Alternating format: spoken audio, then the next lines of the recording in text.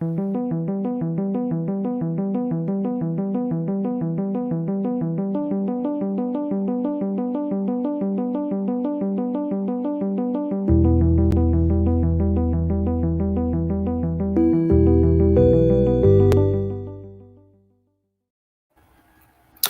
and welcome to Dash 28 Live. I'm your host, Mike Atkins, and today we are bringing you a first-round challenge match from the It's Always Sunny in Pannithor Kings of War UB tournament between Jake Ciarapica and Alex Chaves. Hey, guys. What's up? Hey, thanks for having us. This is a little, I guess, Mid-Atlantic rivalry as we have the sitting Mid-Atlantic Masters Committee rep and the former Mid-Atlantic Masters Committee rep. So I prefer deposed, but sure. Deposed, sure. That works as well. Joining me here for commentary, we have Mr. Mike Rossi. Buddies. How you doing, sir? Yep. Felix Castro. Hey. And Dice Dad Steve Forrester, who is also the TO for the event. Woo. Thanks, guys, for being here. All right, so you guys are going to be playing Pillage on a map that Steve created specifically for this event, which we will take a look at here in a second. But first, let's go over your lists. So this is Alex's Ratkin Slaves, which is a little different for you. Alex, could you walk us through your list? Yeah. So this is kind of different, which I think is one of the main points of playing UB is to try new shit. So at the top, we got 4 hordes of slave wretches, which are just pretty much straight slaves out of the Ratkin list.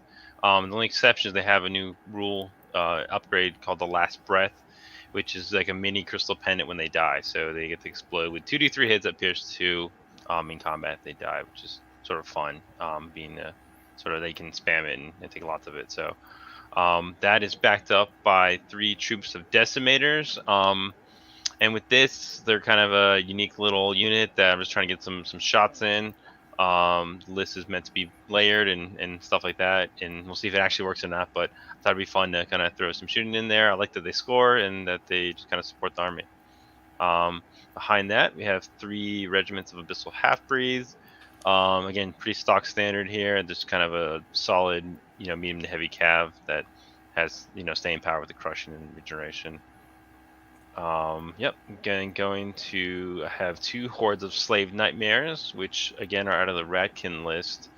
The cool thing I like that they offer here is they have the blight cannons, which is sort of a steady aim 12-inch shot, and then they still kind of hit the same as standard kind of earthy elemental style ogre units with melee 4 18 attacks. I have the slave driver with the Loot of Insatiable Darkness, which is a pretty cool support piece in this list. He's inspiring. He also has rally 1 for the slaves, so that's kind of a cool little interaction there. And then he's got the loot for Bane Chance, so I can just pass around where I need to. And then last but not least, of course, 2 Abyssal Half-Breed champions, 1 with the Blade of Slashing, just for general individual shenanigans. Awesome. Yeah, those are really good. Yep. Okay, let's go over to Jake's Abyssals. Would you walk us through your list, Jake? Sure. I just wanted to say, Alex, which of the It's Always Sunny characters did you take? Oh, yeah. So I took Frank Reynolds because I like Danny DeVito, and that's about as much thought as I put into it. So, Okay. Yeah, go ahead. So for my Abyssals, I've got 2 hordes of lower Abyssals, both that have given up their shields for 2-handed weapons. Both have sacrificial imps, and one has Blood of the Old King, and one has the Potion of the Caterpillar. Then I've got 3 hordes of Abyssal Ghouls, 2 regiments of Flame Bearers, 2 Abyssal Fiends, an Archfiend, a Succubus, and then 2 Abyssal Warlocks, both with Drain Life and 1 with Blood Boil. Interesting. Okay, that's pretty cool. And you took Charlie? And I took Charlie, yes. As your special character. Cool. We'll have Steve walk us through what those special characters do as you guys are taking your first moves. All right, thanks for walking us through your list. Now let's take a look at how you have deployed. All right, so this is your UB room. This is the standard first round map for the tournament.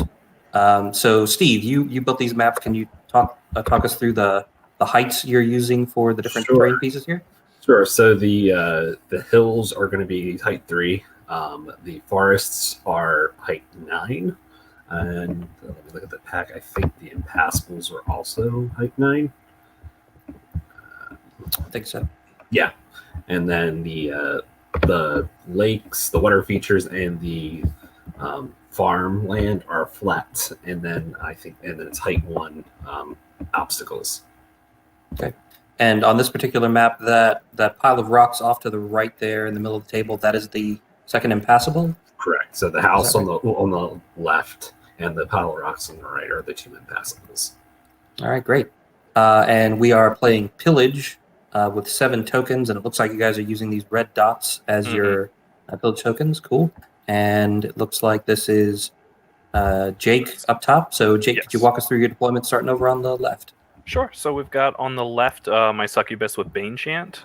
Then we've got Abyssal Ghoul Horde, a Fiend behind them. And then to the right of them, we have the lower Abyssals with Blood of the Old King and Archfiend behind. Then we've got Ghouls, Fiend behind, the Warlock, but not the one with Blood of the Old King. Then more Ghouls, both regiments of Flame Bearers. And then that character right there, actually between, is going to be Charlie. And then we've got the Pathfinder lower Abyssals and the Blood Boil Warlock. Cool.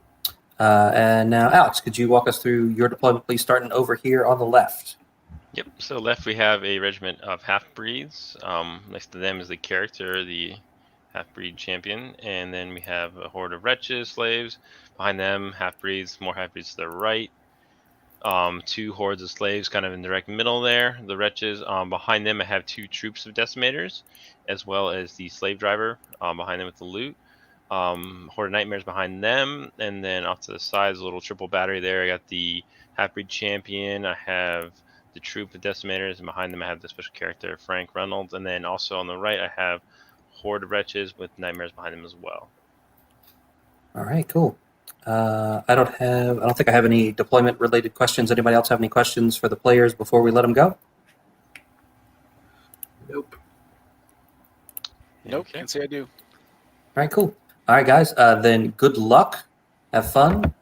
We will be watching, and we'll see you back here when you're done to wrap up the game. Awesome. Sounds good. See you Good guys. luck, guys. See you. See you.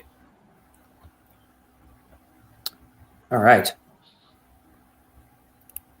So, Steve, can you tell us what the 2 special characters these guys took do for this tournament? Sure. So there were 4 choices for special characters. If you're familiar with It's Always Sunny in Philadelphia, it's the 4 main characters. Frank Reynolds, who Alex is playing, is Speed 4, Melee 5+, Defense 4+, Range 4+, Attack 1, Unit Strength 0, and then Nerve 11-13. He has the individual special rule and piercing. He has 4 range 18 attacks and shooting, and then his special rule is start blasting, so he can still shoot and if given and add the double rule in the movement phase. So he's kind of like a mini shooting platform. Jake is taking Charlie Kelly. His speed is 6, melee 4, defense 4, 1 attack, 0 unit strength, nerve 10-12 with the individual special rule. And the special rule is Charlie work, which he can be either given Dread or Cloak of Death. And it took me a little while to realize that you would never take Dread because it's pretty much the same thing. So Charlie has Cloak of Death. Sure. Charlie has Cloak of Death unless you have another unit that already has Cloak of Death and you really want them to have Dread too. Right. It's Exactly. a very edge case, but Yeah. It's my edge case, actually. Yeah. True. So the other I'm like, and now my Goreblight has Dread. Cool. Yeah. So the other 2 special characters, one is Dennis Reynolds. He has the same stats as Charlie, but his special rule is the Golden God. So at the beginning of the movement phase, you can either give him Inspiring a Rally, And then the final one is Mac, which no one took. Just Speed, so fitting. yeah, speed 5, melee 3, defense 4, attacks 4, unit strength 0, nerve 10, 12. He's an individual with crushing strength 1 and wild charge 1. And then he has Project Badass, which friendly units engage in the same combat with Mac may reroll a single die to hit and to damage in the combat. So he gets a Blade of Slashing and Mace of Crushing to the units he's in combat with, but like I said, no one took him. Yeah, and I think probably the reason why is because the way you're doing the scoring for this tournament is a 15-10-5 with some attrition points and then just some bonus points. So there's no scenario bonus here. Right. But if you kill your opponent's gang member, you get 1 point. Right. So I think like nobody's going to want to throw a gang member into combat where somebody can just be like, well, I'll just attack the gang member, kill him, and then overrun into whatever I'm hitting. Right. Get your extra point. So yeah. And people ask why I didn't make Deandra a character. And I think that if the gang, It's Always Sunny in Philadelphia gang, actually were doing this, they wouldn't let D play at all. Yeah. That would probably get like a sweet D dance in there. Yeah. The whole subplot of the episode is that D is off doing something else to try to get back at them or ruin their game somehow because they didn't include her. Yeah, and they really don't care.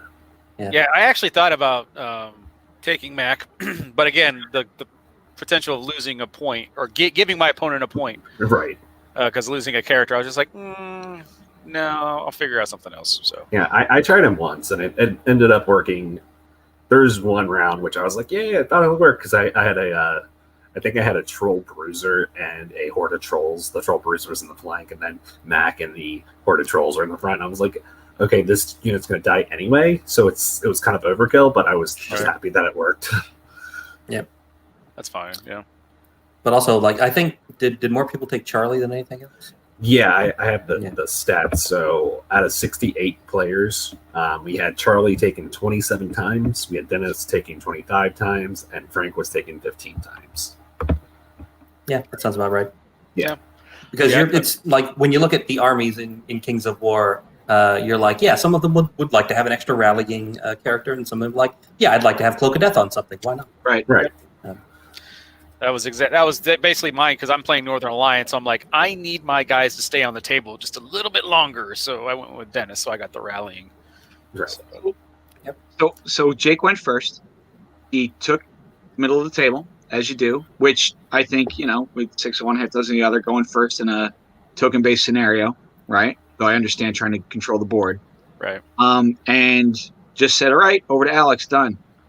So he moved up, and now he's got position, I guess. Right. Yeah, maybe. All of his shooting's really short range, so right. So he doesn't want to expose himself to take advantage, I guess, which is cool. But what do you guys think about the choice to go first? He had the option of going first or second. He doesn't really have any flyers except for the hurricane, right? Yeah, like in Pillage, you kind of want to go last sometimes. Right. And Jake has those 2 regiments of flame bearers and a couple of drain life casters, and he's also got a flying archfiend, right? And Jake doesn't really have anything that flies. And he's got a bunch of kind of expendable hordes that can take a hit. I think I probably would have opted to go second, figuring because you only have to win by one objective. Right. You don't have no power win. Yeah. Right. There's no bonus. So he could easily just like camp on 3 objectives and then turn that drain life and both of those flame bearers towards one of Alex's wounded units sitting on an objective in the bottom of 6 and blow them off of it and win. Assuming they're still there, but yes, right? Yeah, assuming they're still there. Yeah, that's true. But no one. It's like no one ever got fired for buying Microsoft or whatever the old IT saying was. It's like nobody's ever going to fault you for saying, "I think I'll go first, given the option." Right. I think board control's a super important thing, right? Definitely. I mean, because now that he's gone first, he's able to kind of more dictate. So now Alex has to react to him, Yeah. Which is always, it's got its perks to it to be able to kind of dictate what the game state's going to look like at the beginning of your opponent's game. Right. So And this is kind of a let you come to me Abyssals list that Jake is playing anyway, right? Like he's got a lot of cheap meat shields, but not a whole lot of speed except for a flying Archfiend. Yeah. So I guess kind of getting his blocking hordes in position early helps him out. I guess he also has a Seductress, which flies as well, Yeah. but that's more of an interceptor type character. Yeah, I mean, I feel like pushing up and taking the middle probably a good thing for him to do. Leaving the rest of his stuff in terrain, letting Alex kind of come to him, I think is good. Just those decimator troops, like they don't put out a ton of shots on their own, and all of his shooting is also kind of short range. This is kind of interesting. These are sort of two interestingly matched up armies because they both have a lot of cheap infantry hordes and they both have a lot of kind of short range shooting. Yeah. Just throwing a lot of garbage out there. Now, I like what Alex did on the left-hand side. Can you give me the distance between the ghoul horde and the racking slaves there? They're slaves, right? I got that right? Yeah. Okay, so he's enticing them to charge. Yep. Right, because he's got that hammer on the left, and Alex isn't gonna, or Jake probably shouldn't do it. That's a cool move. That pins Jake in place. Yeah, because he's Real getting nice. A flank to the lower abyssals and giving a front to. So if you take it, and you're going to rout them, then they're going to do their last breath. They're going to put some damage on it, and then you're just out here with your dick in the wind. Right. All the half breeds are coming in. Yeah, right? And you have two half breed regiments and a couple of characters that they're just to mop up whatever is there. Please. To charge of the heavy brigade right at that stage of the game. He's in trouble. That's right. So now Jake doesn't have any options. That's an awesome move. I like that.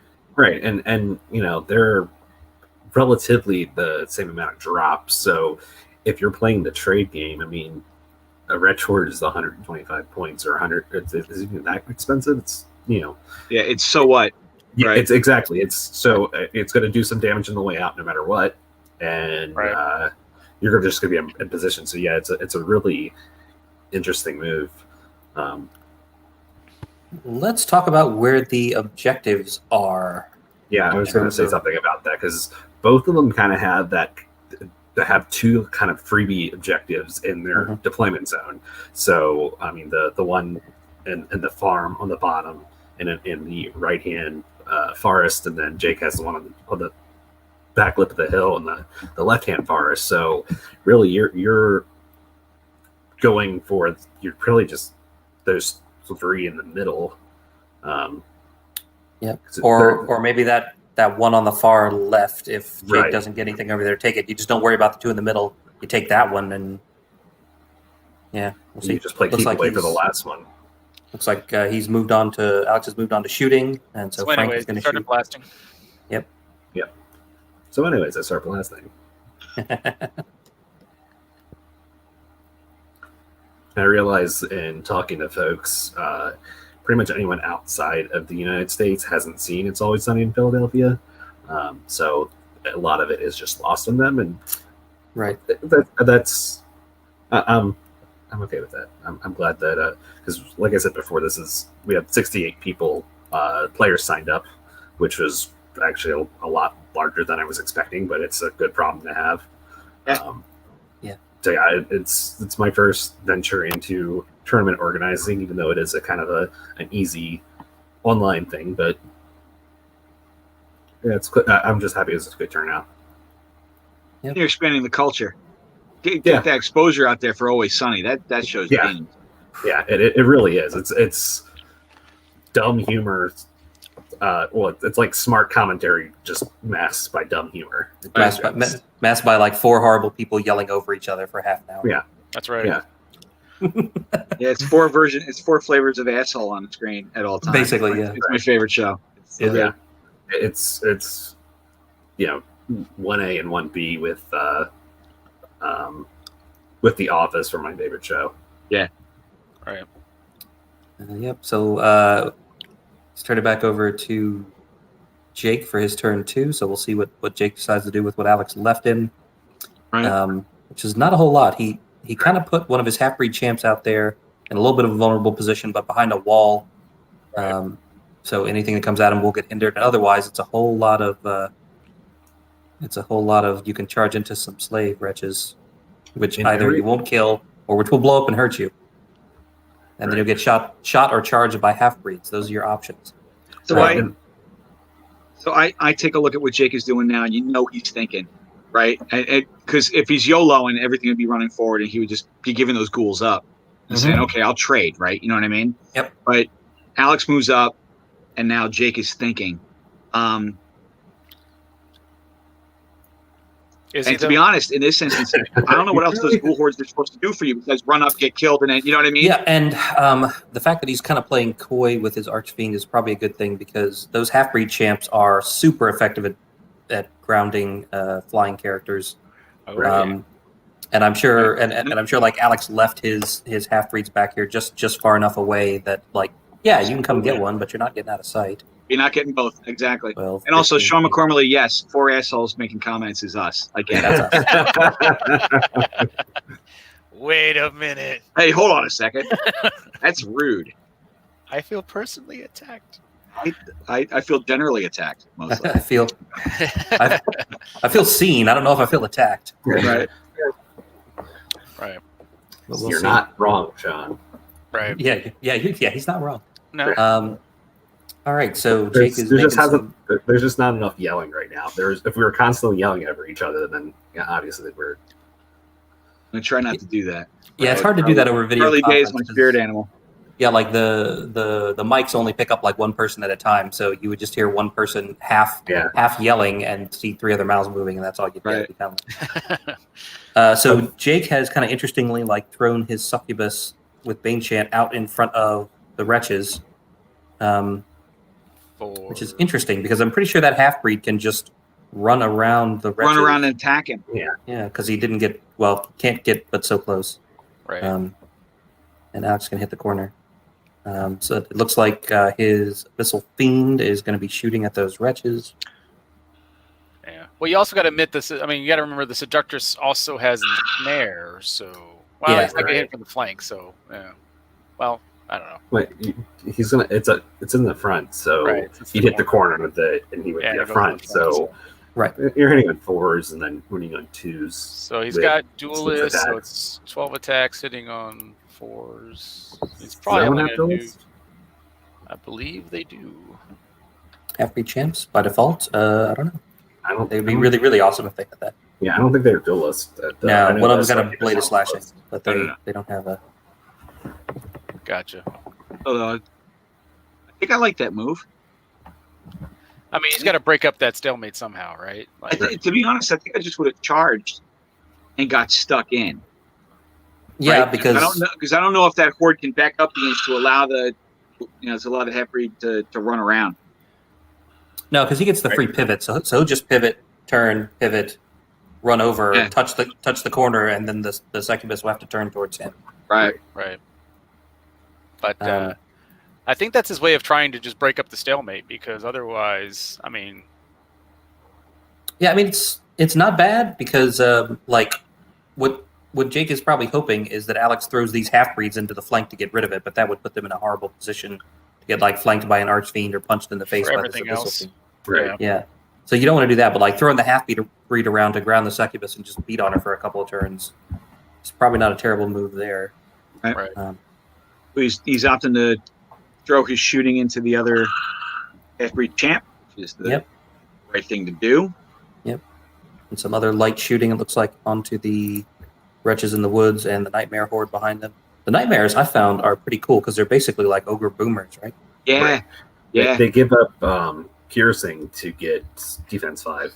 Yeah. Right. Which I wouldn't be mad about that trade. I'm not mad about that either. I mean, I really think that they're really underrated because people are like, oh, they don't have their piercing. They don't have piercing. Well, you still get 18 shots hitting on 4s no matter what. Yeah. If you don't think of them as a shooting unit, Right. if you think of them as like just a large infantry unit, Right. who happens to shoot? Good for them. Yeah. Right. Huh. If somebody told me that zombie trolls got to shoot, I would be ecstatic about that. I Yeah. wouldn't care whether they had Right. piercing or not. Right. Doing some wounds, doing a little this and that. Yep. That would be hilarious if like how do zombie trolls shoot? They just chuck regular zombies at the unit, like Right? Like extras in a horror movie. right? Yeah. Throw the little ones. Okay. Did he just roll an 11 for his Yeah. check? Is that what I'm looking at? I think he may have. Yeah. Yeah. Oh no, those were the wounds for the 2 hits That's for the wounds. Oh, that's not Yeah. as cool as I thought it was. because he was only hitting on 5s. Yeah. So we're not to the nerd check. That's a lot of shooting that Jake's bringing. Yeah, I mean, Pretty cool. Especially with the flame bearers on top of the hill now. That opens up Yeah. their fields of fire. This is the one he needs. Yeah. And 6 is 14. Is that a waiver? A waiver. Yeah. I think they're 14-16. Oh no, they're 12-14. No, they're 12-14. Oh, that's an 11. Boom! Ooh. Please leave now. yeah. Report to the rail. Woohoo! Good for him. All right. Well, that's kind of Dead. big. A little bit. yeah. Just a little bit. All right. So Jake, That's First legit. blood. Jake gets And not first just blood. that, but took one of the big disruptors on the right hand side away. Right. Right. Yeah. Right. I mean, Alex always has a plan B, but plan A is get back there and cause trouble. You know? Yeah, Right. exactly. Yeah. Or just hold you back for a turn without Yeah, even having right. to push the wretches up into shooting range, really. Yeah.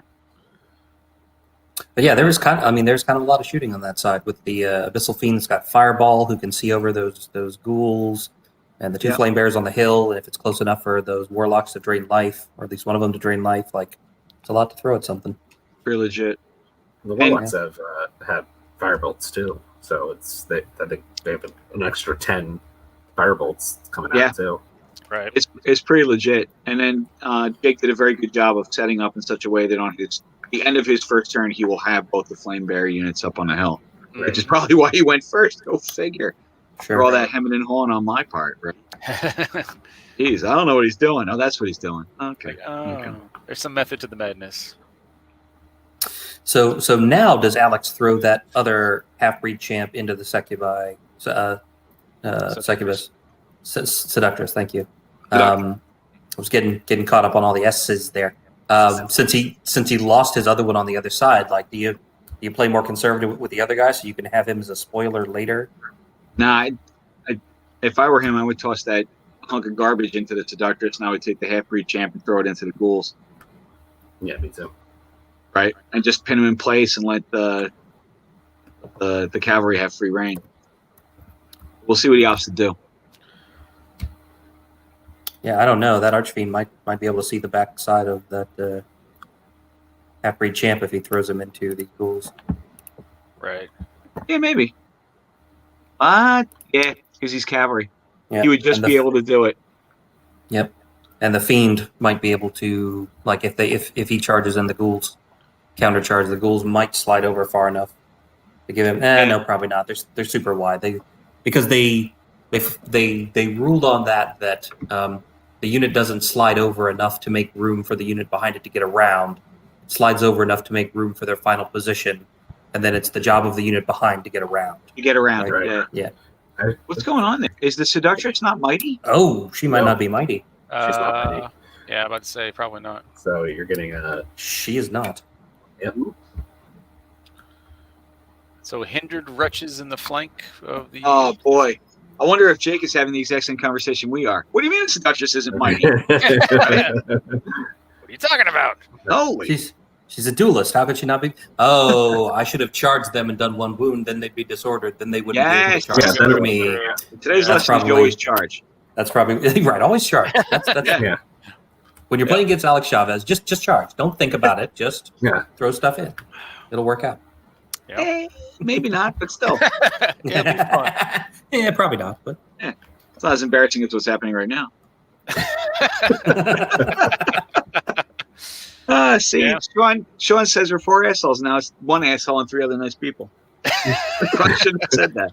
Well, don't worry. The hat can move around throughout the cast. So Yeah. When Alex first accepted the challenge from Jake, and I was just like, this is like the 14-year-old kid that finally is thinking he's good enough to beat his dad in basketball, but his dad needs to show him, like, yeah, you need to put him back in his place. And I feel like that's what's happening now. Listen, I don't know. I think Jake's a great player, but one of the things he's got going against him is he doesn't know what the Army does. Yes, I mean, COVID has made it so we don't have a lot of reps on the table, right? Right. So if he's not UBing, he's not playing. Right. You know? So that's actually a thing. I mean, over the last year, how many games have we all communally played? Not many. Does Alex have much with this list either? Or I think Alex just put this list together. Alex is next level, right? Exactly. Yeah. This might be the first time he's ever played this list. Yep. Right. Or if it's not, he's probably played it. I'm going to say not more than 3 times. Right. Yeah. Because he wasn't playing. He was not playing Abyssal Reckon Slaves at Vanguard back in June, and I don't think there's really been many events yet. Right. I think he and Mike Austin have been like meeting up to do actual in-person gaming again because they work together. So like there's no more exposure for them to play each other. I saw you earlier today. Yeah. Yeah. Exactly. So he might have gotten a couple games in against Mike, which is really good practice. Absolutely. Yeah, they actually work pretty. They're actually, if I remember correctly, their cubicles are pretty close to one another's, or their offices are pretty close to one another's. So yeah. Right. I think I don't know if they still do this, but to hear them talk about it previously, it's like basically every day over lunch they have lunch together and just talk about Kings of War like every day, or at least most days. That sounds like fun. Yeah, I try to make a 14-week-old puppy not pee on the floor. It's really what I do during lunch. Good. That's just trying for a double charge in the middle. Okay. Don't know that he's going to be able to fit it with the way the ghouls to the right there are turned a little bit. Yeah. Right. These guys might be a little too far forward for the both boards to fit. I think he was also clipping the back part of that regiment of. Yes. Right when he swings by. This is one of the annoying things about UB is you can run it 17 times. Right. Try to make it fit. You're like, I know this worked. I know this worked. I mean, you see that list of undo. That's like a billion. So. Yep. Well, glad I don't have like epilepsy or something. For him to fit it in, he's got to move the one on the left first. Right. He's got it. No left. But I don't think he can. No, I don't think he can. He's going to keep trying though. Yeah. So, I mean, and that would be really. I mean, if Alex can get that up there, like he's basically got Jake stuck on his side of the table. Done. Right. Until like turn 5. Yeah, which counterfeits Jake going first. Yeah. Real interesting work. So to a previous point, yes, Alex probably only has 3 games with this list in particular, but he's played a lot, and he's really good at just saying like this unit plays exactly like that unit, sort of. Right. He has these broad principles in place. You know what I mean? And when you play him, he applies them. Yeah. Right. Well, there are great things about Alex is he has no problem telling you what he's doing to you as he's doing it. Right. I mean, he's doing it with a smile and being the sweetest guy. Being the sweetest guy in the room while he packs your shit in. Whoa. It's wonderful. Pretty much. Well, no, Jake is a right bastard, so it makes sense. Looks like Ezekiel from Argentina has entered the room. Ta-da! Has he? Oh, yeah. He's also playing in the tournament. So I'm now 0-2 versus now 0-2 against Argentina. So I got that going for me, which is nice. I think Ezekiel has one of the I have 2 perfect scores, and he has one of them.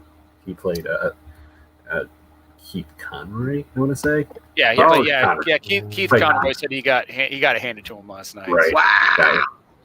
Conroy Keith only got killed 550 of Ezekiel's army. Oh no! So he didn't get the what's the name of that bonus point? What did you call that bonus point? Kitten mittens. If you kill less than 500 points of your opponent armies, you get a bonus point for having kitten mittens. Yep. So loud. So the bonus points we have,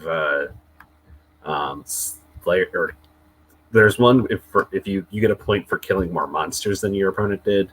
You get a point for killing more individuals, you get a point for killing more living legends. And then there's Charity McDennis, which is the one where you get a point if you kill your opponent's special character. And then there's Kitten Mittens if you kill less 500 points or less in attrition. Good. So your max score is 24 because obviously you can't get the maximum kill point score and get Kitten Mittens. And Right. get Kitten Mittens. Yeah.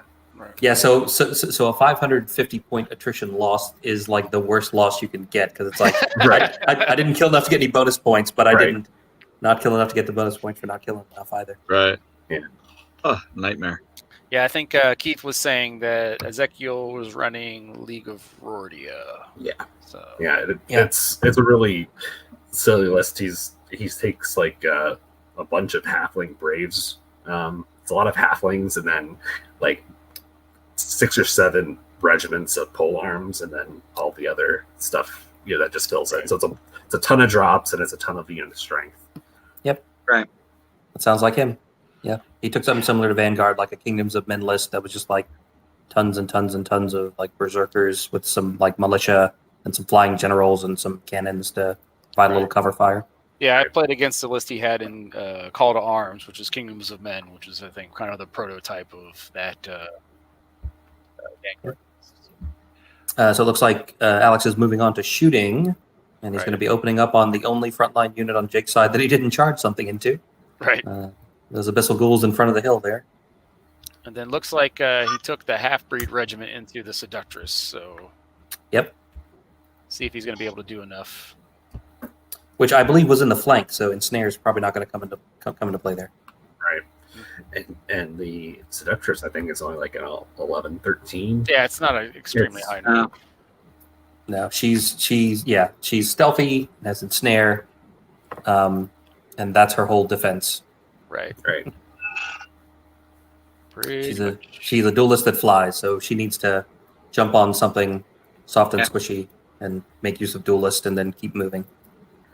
Yeah, 11, 13 nerve, so. Alex is Doesn't- putting some wounds on Doesn't these. inspire, though, so. Does inspire, yeah. These abyssal ghoul hordes are 21-23 that Alex is currently shooting at. He's up to 6 wounds, so you're not going to get Sure. them. Nope, but not yet. Not yet. Right. Although that's a lot of hits from the decimators there. But also making it so you put 6 wounds on it, and then you can one-shot it when you go in. Right. And there's the vicious roll, Oh my god. so that's 5, yeah. Ugh. From a decimator troop, man. I hate decimation. Right? My troops don't perform like that. My You troops are don't. like, 2 wounds. Take that. All right. And then his other... They're not boomers. They're nightmares. Nightmare Yeah. horde. Shooting at the same unit. All right, well, maybe he will get them this turn. Yeah, doing some work. Yeah, 4 more there. So that puts him at 15. 15 wounds. And they're 21-23. So he'll need an 8 to get rid of them. Yeah. Or a 6 to waver. It's kind of in the sweet spot right there in the middle. And a 4. And a 4. Yeah. So they're okay. But just Wow. barely. Just barely. Yeah. They don't look like that much of a heavy shooting list, but when they focus everything they have on one unit, like they'll... Right. They will They'll melt tear things with a quickness. Yeah. All right, moving on to combat. So this is going to be a bunch of slap fights. Oh, I yeah. think. But that's fine. Alex isn't expecting, I don't think, to win or kill anything in the middle here. He's just getting in the way and holding them back. So he Right. can concentrate fire on the one thing he didn't charge. Right. I'm guessing. So 4 wounds to that abyssal horde, lower abyssal horde. Yep. I think everything is, except for the half breeds, is hindered. So all of Is this hindered. stuff is going to be 6s. So 2 wounds. Just doing a couple wounds here and there. Yeah. Nothing like you don't really expect units like slave wretches to do any wounds, even when they're not hindered. Okay, All right, so now we want to see if we're able to crack this line open. so there's 9 hits from the flank attack from the wretches in the flank there. And that's going to be 5 wounds, I think. This Yeah. should be defense 3 Yeah. with great weapons. Yep. or two-handed weapons, whatever they're called now. Yeah. And there's the half-breed champ. Who Blade of Slashing, or was that the other one? That was the other one. Yeah, so 4 hits. Still hits on 3s, yeah. And still Right. crushing 2 with Vicious, and there you go. So there's 4 more wounds. Then 3s and 2s with Vicious with the half-breeds. Yep. It's 12 hits on 16 dice. Oh! And 20, 4 Vicious 22. rolls. And he gets all of them. So that is max wounds. Oh! Oh no! So their 2022 is their nerve. So Right. Yeah. And that's snakes? That's snakes, isn't it? Yeah, that's snakes. basically. Yeah. So snakes twice with the Archfiend behind him. A 6 and a 5 roll. That'll take him off the table. Yeah, Yeah. that's You leave now. Get out. Yeah, and I guess you're on the reform here. You basically just want to turn those wretches so they're in the way of the ghouls on the left. right. Yeah. Right. And if the Archfiend decides to go into their flank instead of hitting any of the other stuff, then call that a win. Exactly. Exactly. If he's not hitting your Abyssal Half-Breed Champion, and Yeah, 300 point pseudo dragon going into a 120 point unit of trash is unit that will blow up and hurt him after he murders right. exactly him. that's exactly what you want, Sidesteps the half-breed champ. just to make sure you can't get in. Well, puts the Archfiend in the flank. Yeah. Right. So Sure now does. there's no way. But yep. They can't get in there. And the Archfiend's line of sight has pretty much blocked everything behind the hill because the regiment on the hill is effectively at 6. Right. So that cuts off a lot of his possible charges. Right. He probably still can't see those other half-breeds back in the Yeah. backfield, or maybe one of those troops of. He might be able to see the second troop, like that. Yeah. This middle troop of Decimate. That might Wow. not be a bad option. Well, Oh my goodness! So there's some but serious UB dice. He's rolling D3s. Yeah, he's rolling D3s. I was about to say. It's like, holy crap. Okay. Once more with the correct dice, please. Right.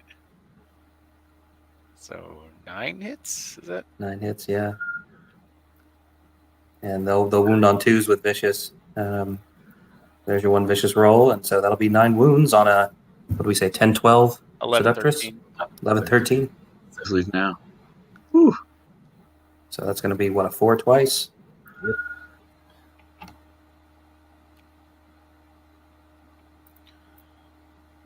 Yeah.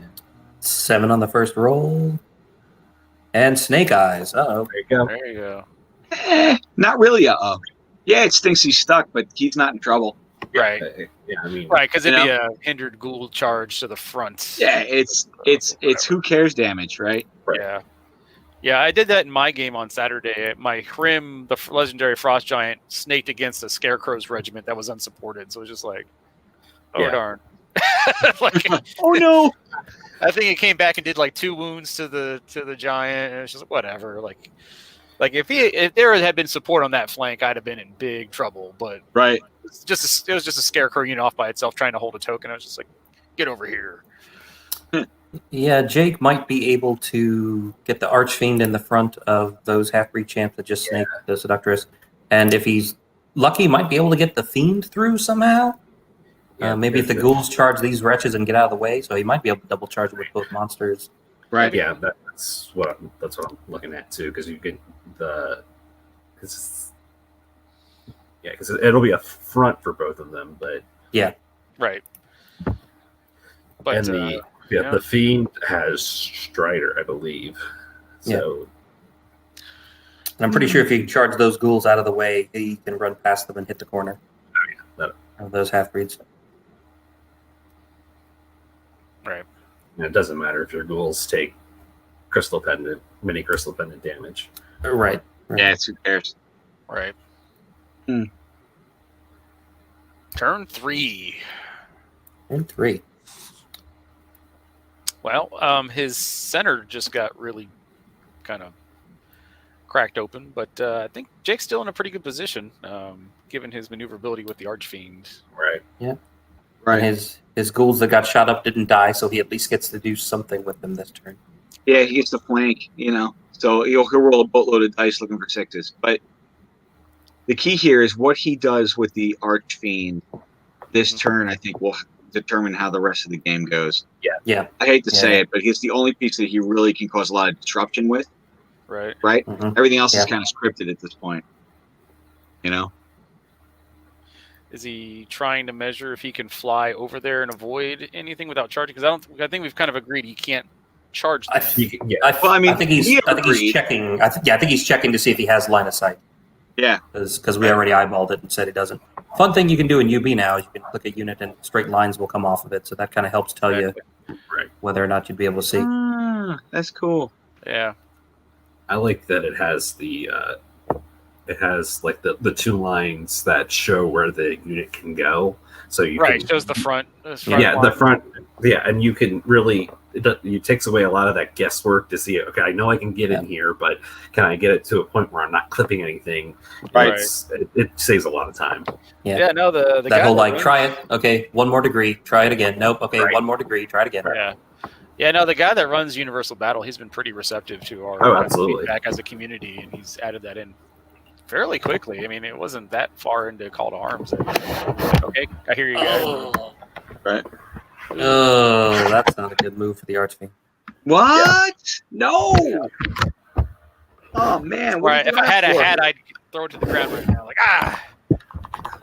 Oh, he's got his other character stuck against the back of the ghouls. Yeah. Oh man. Oh man.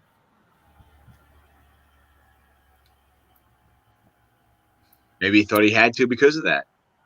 Yeah, but he can do this charge here. He's about to. Right. You don't even have to turn.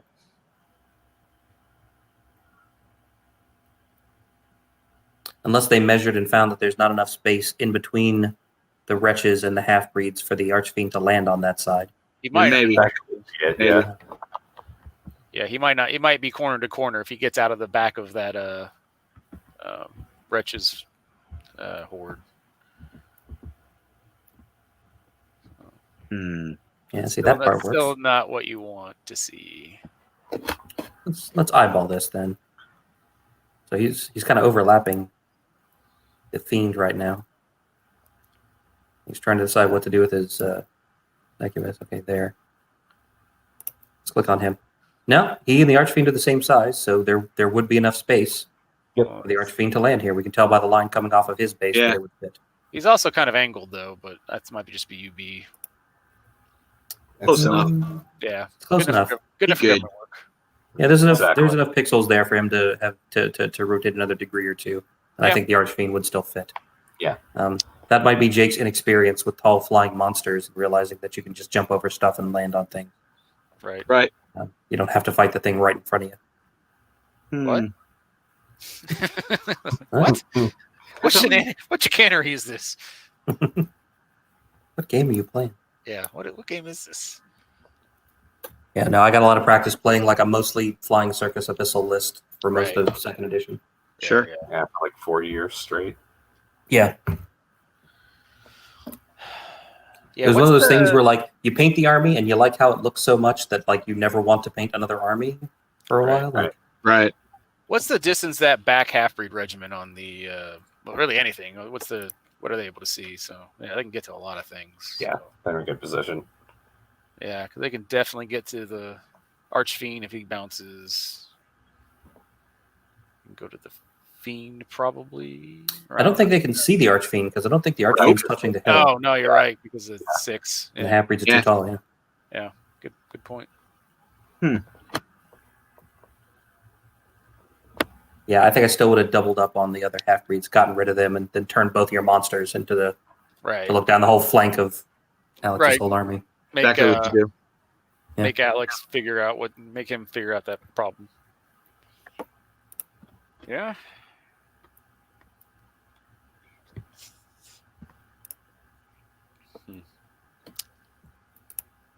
I want to grab another drink. A drink for Jake for the rest of this.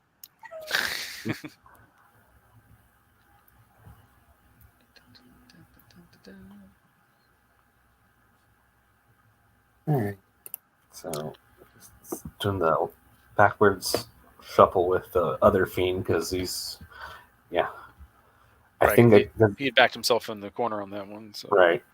now he's got to get himself out. Because it looks like those ghouls and wretches are probably going to be there a while. Yeah. Oh yeah. So. Yep. And I guess he just went back in with the seductress over there on the left with the half-breed, which is Right. her being a duelist. I think at this point I would have backed her off, turned, and gone and punched that half-breed champ on the hill because you can't fly. That was my idea too because you can see him because he's on the hill. Because on the hill, well, and he's height 2 and the wretches are on the high 1. Yeah. Or excuse me, 3 and 2. Right. So just go spin around and like take advantage of duelist once before you die. Right. And So then that's 10 throw attacks, 3s and 4s. I mean, it's not awful. It's better than nothing. I mean, he'll regen them back, but you'll be in his way and he'll be disordered. And he won't just be able to run around and do whatever he wants next turn. Right. All right, here comes Jake's shooting. Let's see what he's going to target this turn. Okay. Looks like he's opening up with some fireballs on the back wretch board. Cool story, bro.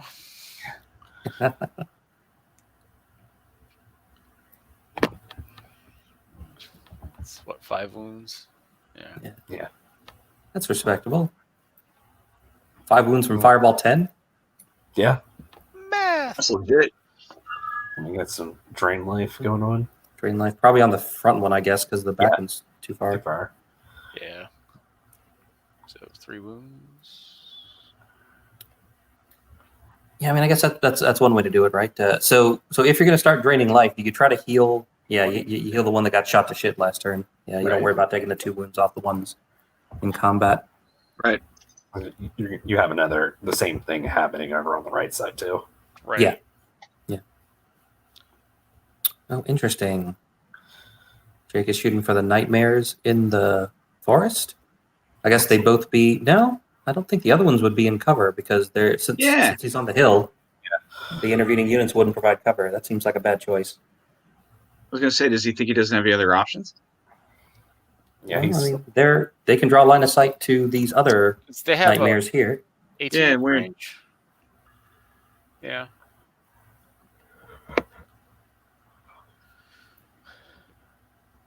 So there's that. Yeah. Wah, wah. Unless he's hoping to try to just like whittle him down from the outside and doesn't want to bother shooting at the one in the middle yet. Right. Which is kind of a valid strategy, I suppose. Is the one on the right not? Oh, let's see. There's a character over there too. I was going to say if he's not in inspiring range, then maybe he's looking for Mary, but he's got a guy there. Charlie's back there, but I don't think Charlie's inspiring. Oh, Yeah, Charlie's not inspiring. No. Yeah, No. Yeah, it's the exact opposite. Charlie's Dread demoralizing. or Cloak of Death. So. Yeah. Brandon. All right. So that those are going to be the nerve checks for shooting and on to combat for Jake here in top of turn 3. I kind of like lower abyssals with the crushing 1 upgrade. Oh yeah. Yeah, they're Way not to bad. do him. Especially because they have regen 5, that nerve actually makes it somewhat worth it. Right. That was always kind of my position. It's like I don't really need like the difference between defense 4 and defense 3 when everybody has crushing 2 is Yeah, exactly. It's who cares? Right. pretty good there. He's doing some 14 work. wounds. And a 9 rolled, so that will take off those wretches. Please and I guess leave now.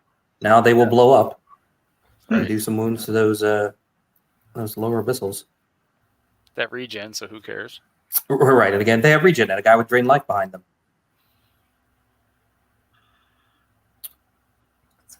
5 piercing 2 hits. Mm-hmm.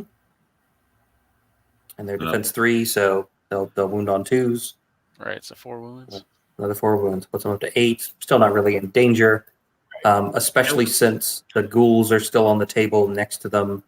If Alex had taken that horde off in next round, it's like, well, now I shoot at the lower abyssal horde that's now freed up. Right. That'd be fine. But now he's got 2 targets he needs to worry about over there, and really nothing other than shooting units to deal with them. So the one on the right, that's the one with Pathfinder, right? That's the one Pathfinder, yeah. Yeah. So So they won't mind running into that forest. nope.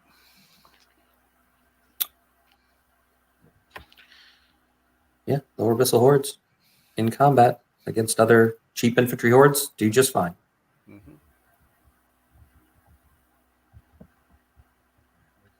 Okay. Let's see if we can make magic here.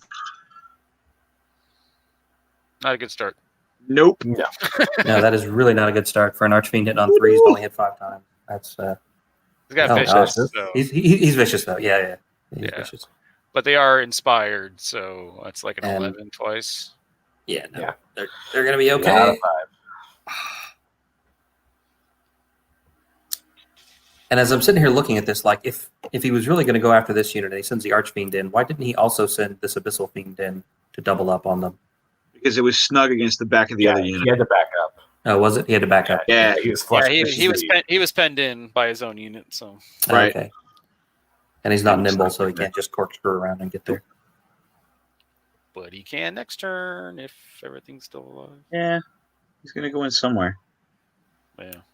All right, so not a lot of wounds from the Succubi there, or Seductress. Seductress. In that first roll. Yeah, one wound, I think. And then just a few wounds from the Fiend. 4, so yeah, 5 total. So. Yeah, no. Not enough. Not It's enough. about right, but it's not enough. You know? Yeah, Abyssal armies really want to hit things and keep going. They don't want to get bogged down grinding, especially not with friggin' Abyssal Dwarves that'll just regen and vicious you to death. Please. Right. Abyssal dwarves are amazing. I just, people think I'll just throw this greater demon in here and it'll be totally cool. It's not. About 5-6 wounds, right, against something worth a damn. Yeah. And I mean, they're 14, 16. So if he had sent them both into the same unit and done the same damage, he'd have 10 unit. He'd have 10 damage on one of them. Right. And he would only needed and that 4 would have wavered it, right? Instead of doing nothing. Yeah. Or did he roll a 6? No, he rolled a 6, so he would have picked it up. Yeah. No, well, they would have been inspired, so we would have had to roll again. That's true. Yeah, because they have Just breed have chance. champion, so. Either way. Yeah, he's just Either way. Either way, you'd be in a way better position than you know. Right. But at least at that point, they can't really those half-breeds at the bottom can't really flank that fiend because of the Seductress in the way. So there's that. Yeah, it certainly helps. Right. But it's funny. I ran into this when I played in the Vanguard. Yeah, I had a large character snuggled behind another unit to protect it, and then during the turn when it mattered, he was stuck back there and couldn't do anything. Right? I mean, that's really. I'd rather get charged, to be honest, and get stuck because at least you get to swing your arms at things. You know what I mean? Yeah. As opposed to sitting back and being like, "I'll be there in a minute," Right. So that's interesting. Alex is withdrawing the. I think he's trying to make it so he can charge the Seductress, and then Right, hopefully, that she's And got 8, overrun. Yeah. she's got 8 wounds in her already. So Yeah, it's. Yep. Yeah. So and hitting her in the flank like that, she won't get her ensnare, which is really her melee defense. So yeah, that's going to be a flank charge on that. Abyssal Fiend. Even if she had ensnare, I mean, the chances of him picking her up are pretty good anyway. So It's still pretty good. Yeah. So he picks her up, gets the 1 inch into the fiend, and then it's Right. And is not enough on the hill for that to count as coming off the hill, so that he won't get an extra thunderous. well, But yes. they're still crushing too. He didn't start on the hill either. Well, I guess you come up with the because that'd be that second assault. He's saying if it would be coming off the hill, but Yeah, I don't know if you start an overrun on a hill, does that count as coming off the hill for a charge? Interesting. Yeah, I don't know. no say. Because they still say it's the same combat, so Right. with that wording, it'd be no. But I wouldn't think so. But I don't know anything. Yeah, because if you surge into somebody and your initial move leaves you on the hill, surge takes you off the hill, you get the thunderous. Right. But I guess that's different because that's moving in the shooting phase. Right. And essentially a new charge. And essentially a new charge, yeah. Right. I mean, that's the key. Right. So Ray Shields brings up a good point that I'd like to explore a little bit in between moves.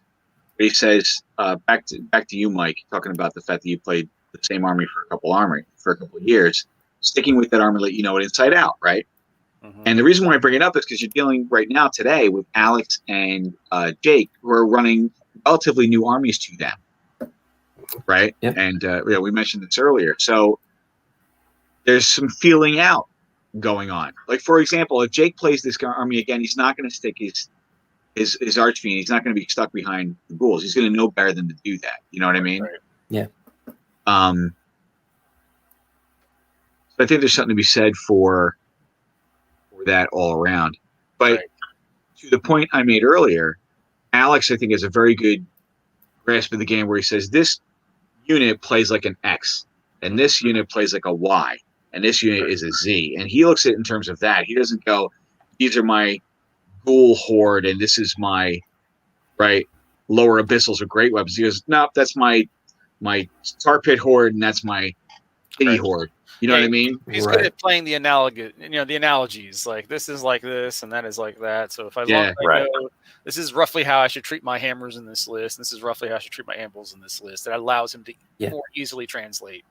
Right.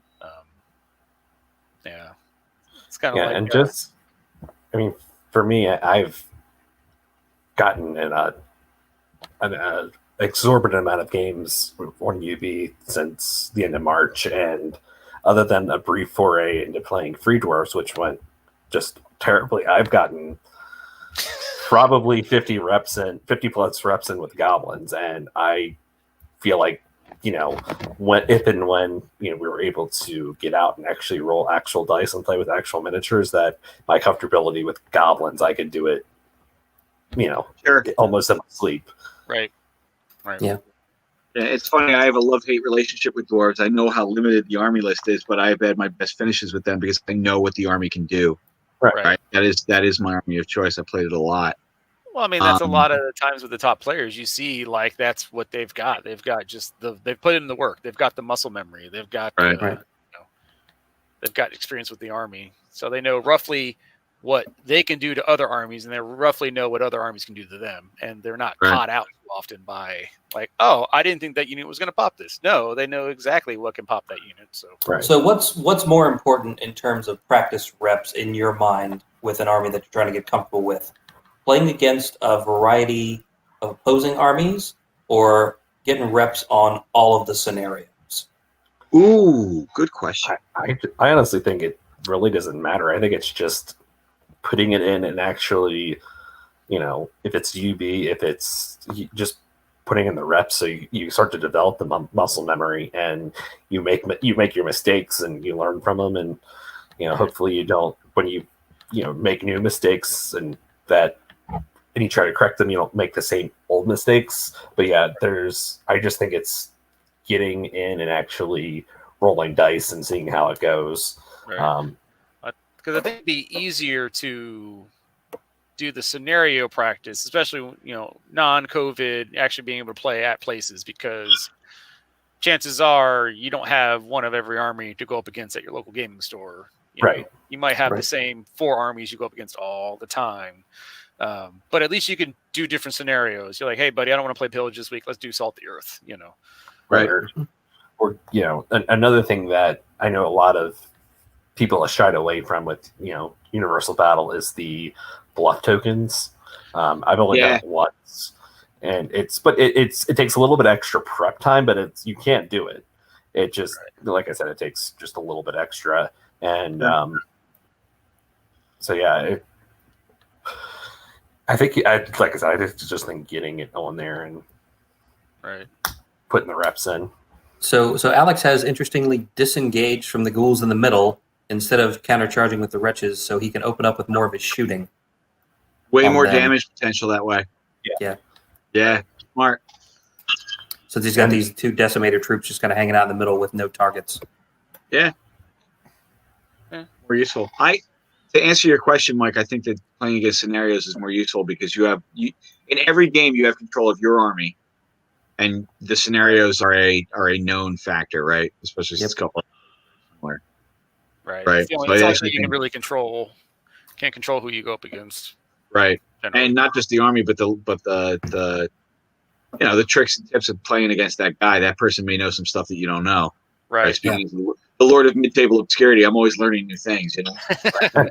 Because I feel like for me, with most of my armies, how I deploy has more to do with what scenario I'm playing than with how my opponent is deploying things. Right. Yep. And so if I haven't practiced every scenario, that's what kills me on the clock. Since Ray, helpfully, Ray should just be on here. Seriously, take my talk spot, about Ray. muscle memory help when you're on the clock, like knowing your game plan for every scenario for your army.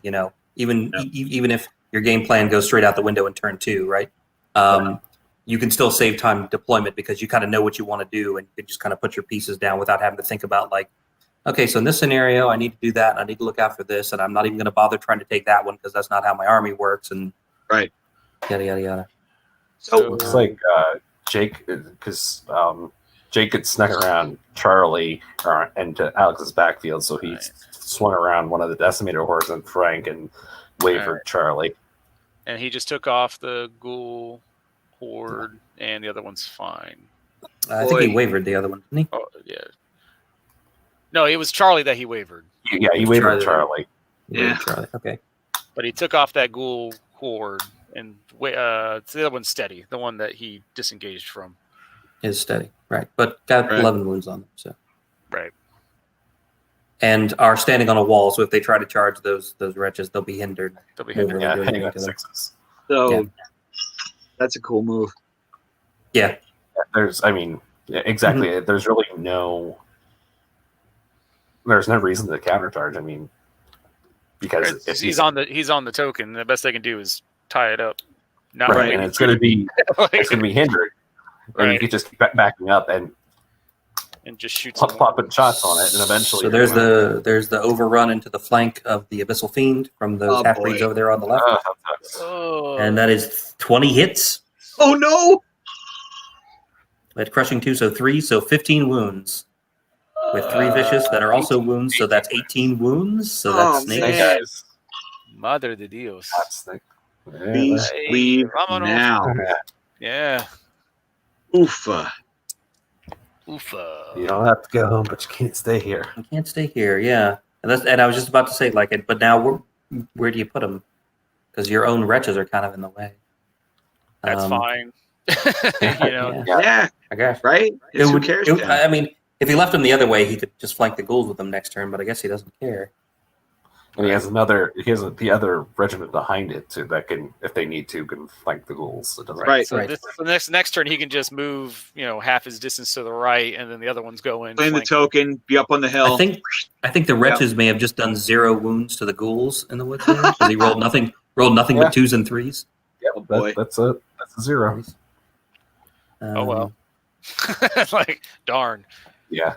All right, so this is the half-breed. This is the half-breed champ going to work on the Archfiend.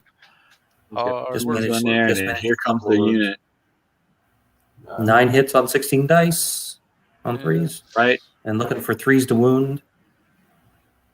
With 1 vicious that he doesn't convert. 6, so he'll Up to probably 8. stick for this game. Or this He'll turn. be fine. Ooh, but that's a 10. But he'll have to roll again because Archfiends do Inspire. Yes, they do. He's checking out to see if they're 17, 19. I think they're 16, 18. 16, 18. They're one lower than a dragon. Right. And a 12. Oh, shiz. Down goes Fraser. Oh, man. Indeed. Yeah, for real. That is accurate. Oh, Here's to you, Jake. Here's to you. seriously, here we're gonna finish off this whiskey. Wow. Head trombone. Oh, man. All right. Well, that's going to be rough. See, he really should have flown that Archfiend. Obviously, everybody knows. How to fight the other one. With that, I'm gonna go grab me another drink because I am. Oh, yeah, please. Yeah, Where this is going. yeah. That is going to be rough to come back from. That is pretty brutal. Oof. 10 and a 12 on nerve checks. There's just nothing Right. you can. I mean, that's the secret. Now, what do you do? Secret of the masters, right here, folks. Former U.S. master. How do you do it? Roll 12s for nerve checks. Yeah, roll really high nerve checks. What can man do against his reckless? Balls. So here's the good news. He has another fiend in the back. There's another guy. You just Yep. send him in. Yeah, just pivot him and go punch those half-breeds again. But he doesn't really have anything that can deal with that half-breed champion now. No, he certainly doesn't. Yeah. Right? And he can't see him. Right. Boy, oh boy, oh. Maybe he'll shoot him off. He does have some fireball and some flame. I mean, he's got enough shooting to do some damage. Right? If he wants to. Yeah. He does. Yeah, he's got to make that move. Yeah. Now he's forced to charge in there. Before he chose to do it, right? Yep. Oof. Yeah, I mean, that is tough to recover from. Yeah. I mean, you just lost for almost 500 points of. Yeah, you just lost your biggest threat projection on the table because everything Right. else in his list stands there and wants you to punch it, or stands back and wants to shoot at you. Sure. Right. He lost both the things. He can fly around and be jerks. Yeah, so Alex basically has the run of the table at this point, and Jake has to hold tight and respond. Also, Sean As best he McCormick, can. that's an excellent joke. I'm not going to repeat it. Yeah, no, it's a family show, sort of.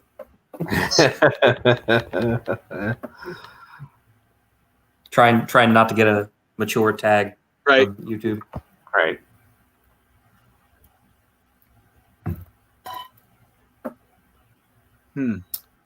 So if you're Jake, what do you do? That's a good question. Right? I mean, at this stage of the game, do you push and just YOLO it up, or what?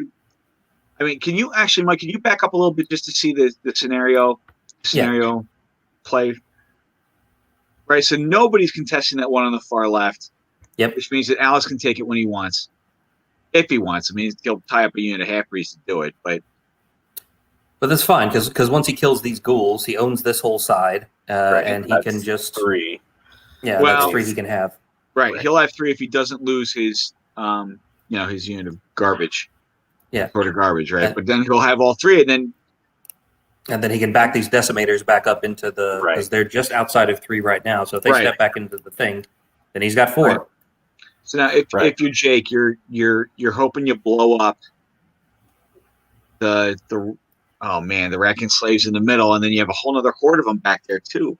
Because I don't think that horde of abyssals on the right hand side is going to deal with all the shooting. No. I It's mean, going to be a problem. yeah, you have to focus fire on something, and you have to take. You need to take the one of the Nightmares.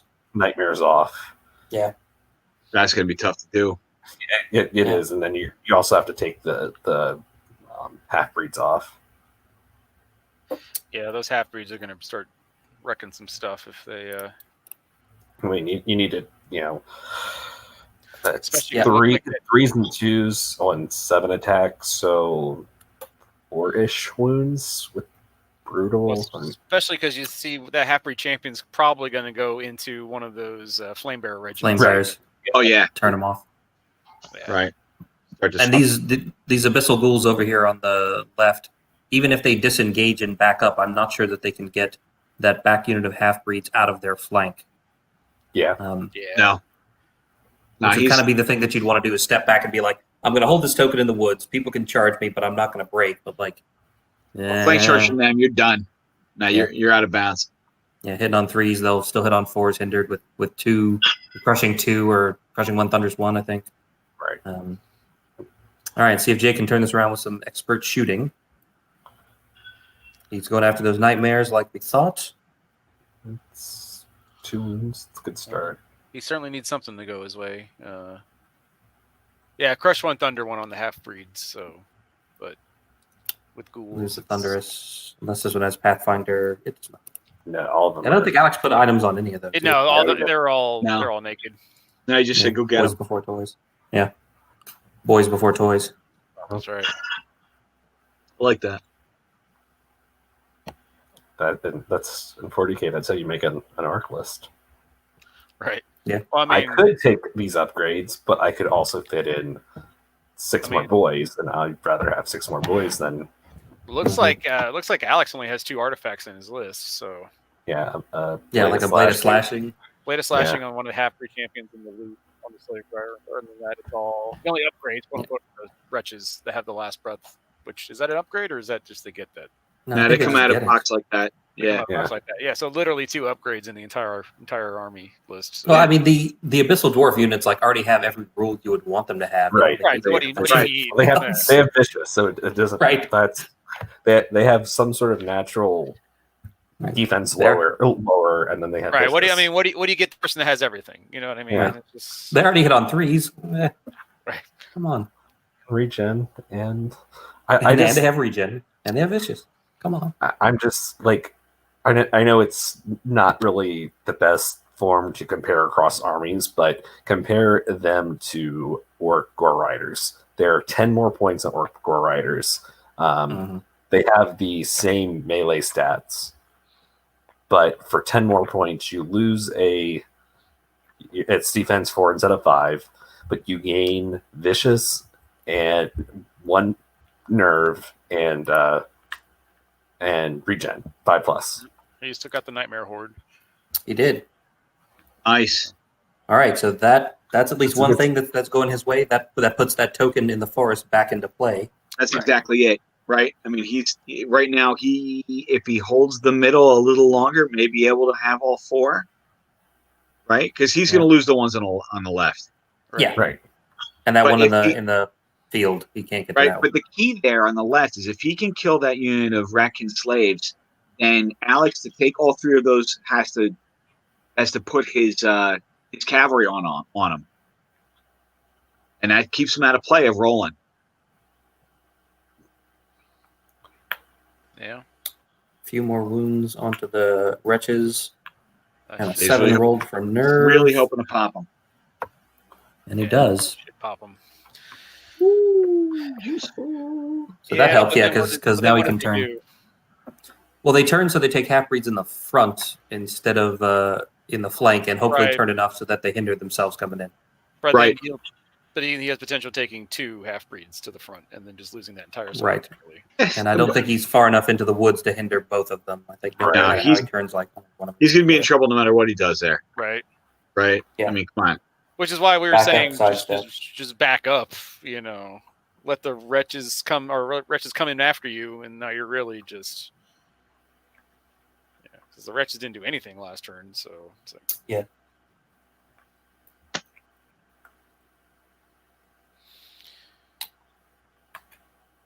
Yeah. Yeah, that's the best you can do.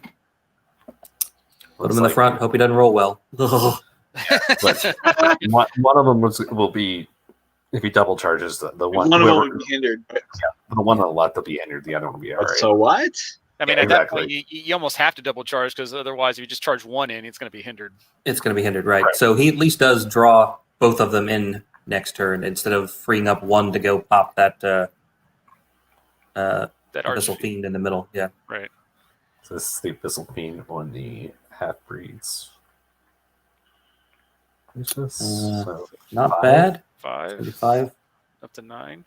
5 wounds on 7 attacks is not Takes bad. him off once. And Ooh, 6. waiver. No, are they brutal? Oh yeah, Uh, they're brutal. So If they're brutal, it takes them off. oh, fiends maybe? I don't know. I know archfiends are, but Fiends are brutal. Yep. Yeah, Just that Ooh. takes them off. I think it's a 9. Wow. It's a 9 and he rolled a 6. Yeah, with brutal, it's a 16. Yep. So that would take Okay. him off. But I think he's forgotten that they're brutal. He has forgotten. Oh, we can't dive in. Nope. We'll just I think he just got a lucky waiver on a boxcars roll on those wretches in the center. Yeah, but would you trade the Ugh. waiver to remove the unit? Just remember what your army does. This goes back to what Ray was saying. Right. Oh no! For getting brutal, for getting headstrong, little things like that can make a big difference. All right, like I'm being a good boy too. I so want to get on UB and be like, "What are you doing?" and then just get off. I'm not going to do that. Right? Yeah, when your Archfiend died, that was pretty brutal, wasn't it, Jake? Right? Wow. Wow. Oh, ridiculous. That's As Steve, the TO of the tournament, has disappeared, may or Right, may yeah. not be running across the street to tell Jake that his shooting is brutal. Jake, he's brutal. Brutal. I don't know how far those two live from each other, but I know that they're in the same general area. Steve's in Baltimore. Yeah, Steve's in southeastern Pennsylvania. I'd like to say. Yeah, the part of Pennsylvania that's really Maryland. Right. Yeah. So. Basically Baltimore. Right. Nothing is happening. I wonder if Nothing's happening. they discuss it. Could be. Upon further review. Nice. Fiend is Now brutal. we know. Yeah. Fiend is brutal. There it is. What a gentleman. On the plus side, could both those half breeds get into the Fiend? Since the other half breed's not on the hill? Or I think he's not on the hill. Oh, yeah. Both of them can go in there. And then it's just like, if you pop them, you just turn one to face the ghouls, and it's like, okay, whatever. Oh, yeah. And, of course, the half-breed camp's going to be like, I'm here, too. It's going to be great. Yeah, it should be fun. It's going to be good. Yay, guys. All right, well, that's something going Jake's way. I mean, I'm that's about to say, this turn wasn't horrible. I mean, he took off No, it was Nightmare good. Hordes, he took off out 2 units. Yeah. Took off 3 units. He took off one of the wretches. He took off one of the nightmares. He took off a half breed, and he wavered one of the other wretch units. So on the right, with the weight of shooting, Jake is in control. On the left, with the weight of half breeds, Alex is in control. he's in control, and he's still got both those decimated troops in the middle. So Which the question is, now that he's lost a unit, does he take that half-breed champion into that regiment of flame bearers to shut down some of that shooting, or does he just say F it and just try to take out that fiend? Which shut down shooting, nothing. I think he should go in there. He's going to flipping one of the units over by the time the game's over. yeah, right? They're so good. But looks like Alex is going after that fiend in the middle instead, because the fiend does actually have. Doesn't he shoot? Doesn't he also shoot? Yeah, he's got Fireball 10. Yeah. So if you don't put anything on him, he can open up on something. Right. Or and right now the fiends, their targets are kind of okay, whatever. Oh yeah, the fiend could charge that decimator troop and would probably stomp them pretty thoroughly if he left them. Right. So I guess Alex is not so much worried about these ghouls holding this token in the forest. No. He's just going to send one guy into him hindered, and don't worry, reinforcements will show up before the end of the game. You got a couple more turns. Right. Seriously. But that does mean that he is not turning off any of Jake's shooting over on the right side this turn. Yeah, he does have Frank still, right? He didn't turn Frank off. Yeah, so he does. Maybe get a pot shot on one of the shooting sources. Probably. Let's see. Who would I go after? Warlocks are 11-13. Flame Bearers are 13-15. But the Flame Bearers have a lower defense. And the Warlocks inspire. But they'd be inspired anyway. He's unloading on that unit again. Just keep backing up, sure. He's doing the same trick again, yeah. This time he's going to light it up and call it a day. Right. It's a lot of shots. Yep, but he's got to do it this turn because he's not going to be able to back up again. Right. No. He's running into his own backstop there. Mm-hmm.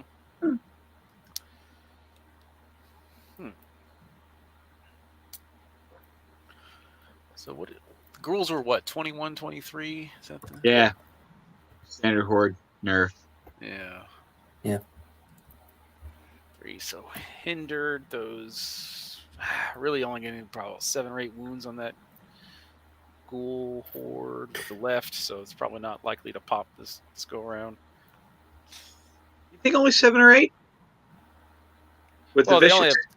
They only have 16 attacks and they're hindered, so you know. Oh, that's right, they're hindered. Yeah. All right. Yeah. So, They're hitting on 4s, yeah.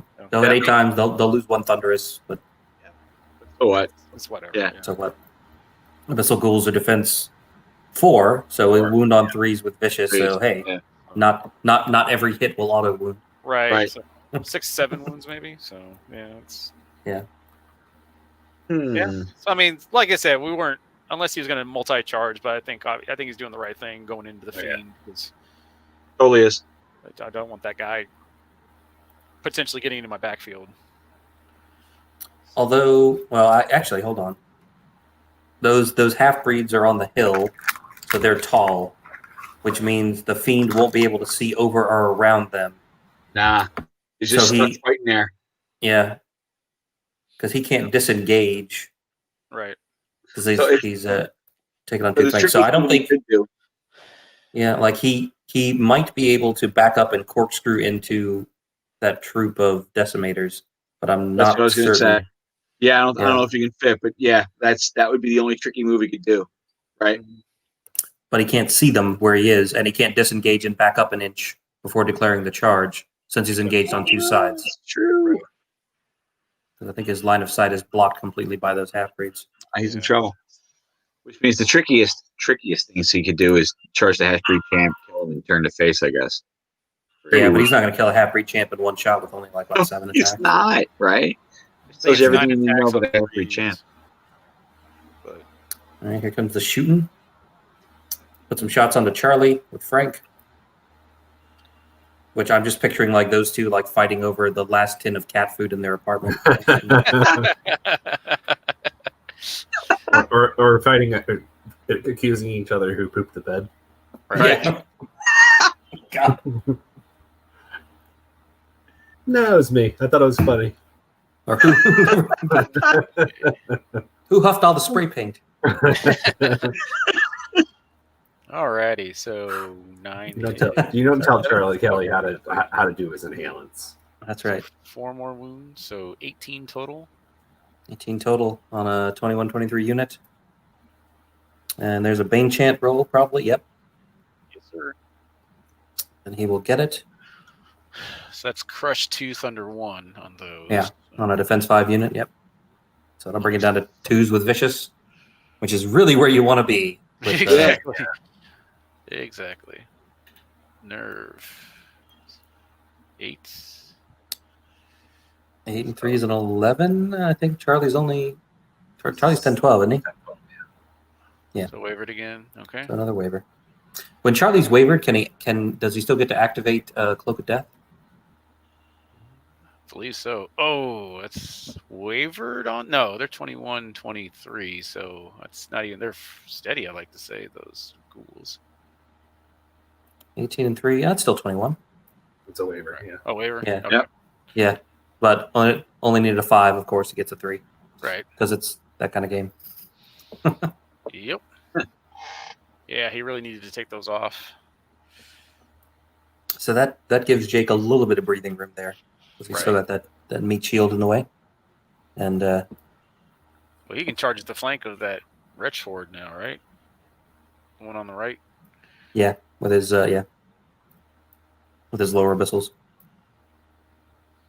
I guess at this point, Alex could throw in his own wretch horde there in front of those ghouls in the center, because they wouldn't be hindered because they're too far up on the wall now, and polish them off. Oof. It's not a good roll on the abyssal half-breeds. No. That's not. Still 9 wounds, though. Or, sorry, 5 wounds. No, 9 wounds. No, it's 9 wounds. 9 Converts, wounds. yeah, because of the Bane Chant, the 2 still wound. 16. I think that he's like 17, 19 or something, isn't he? What is he? He got giant nerve. This will fiend 15, 17. Yeah. Wavered, but Fury. Right. So not really wavered. Right. Maybe Jake will remember that. Right. Heed to gaff. Hmm. Do they have regen, those Right. teams? No regen. That's terrific. No, they don't have regen. That's interesting. Ooh, 8 hits. Hinder charge, yeah. Right. Oh, yeah. So Only 8, but still should wound on 3s. But no 1, so no Right. No vicious rolls. It's fine. So yeah. Yeah, it's not going to do anything. But we kind of knew when he single charged them that he wasn't going to try to take them off. He's just keeping them there and he'll grind them out over a couple turns. He certainly will, and he's got the time to do it. He's got the time to do it, yeah. It's top of 5, so yeah. Top 05. All right, so what's Jake got to do this turn? He's gotta take off probably. Did he take off one of the wretch horde on the right? That way he can kind of own that far right token. Or... I think he has to kill both the wretch hordes. Yeah, You think he the can? One way or the other. Well, I guess if he gets the shots from the I guess he puts all the warlock and flamebearer shots into that wretch horde and then Yeah, charges the flank. right. Yeah. He's got about 40 shots over there to do work. I mean, it's not outside the realm of possibility for him Yeah, you're not wrong. to take it away, right?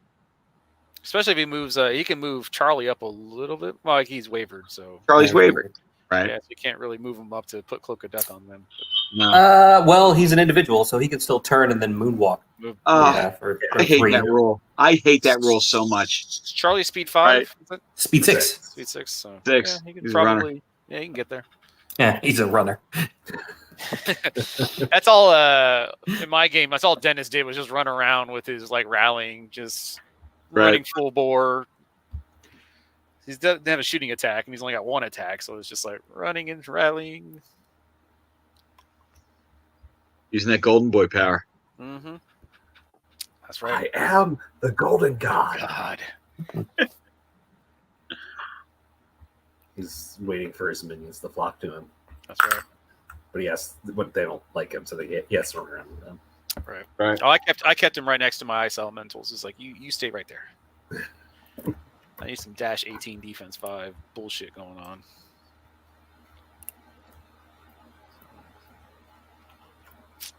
Right, he's turning some of his shooting units, so he's definitely got like some plan for what to shoot at.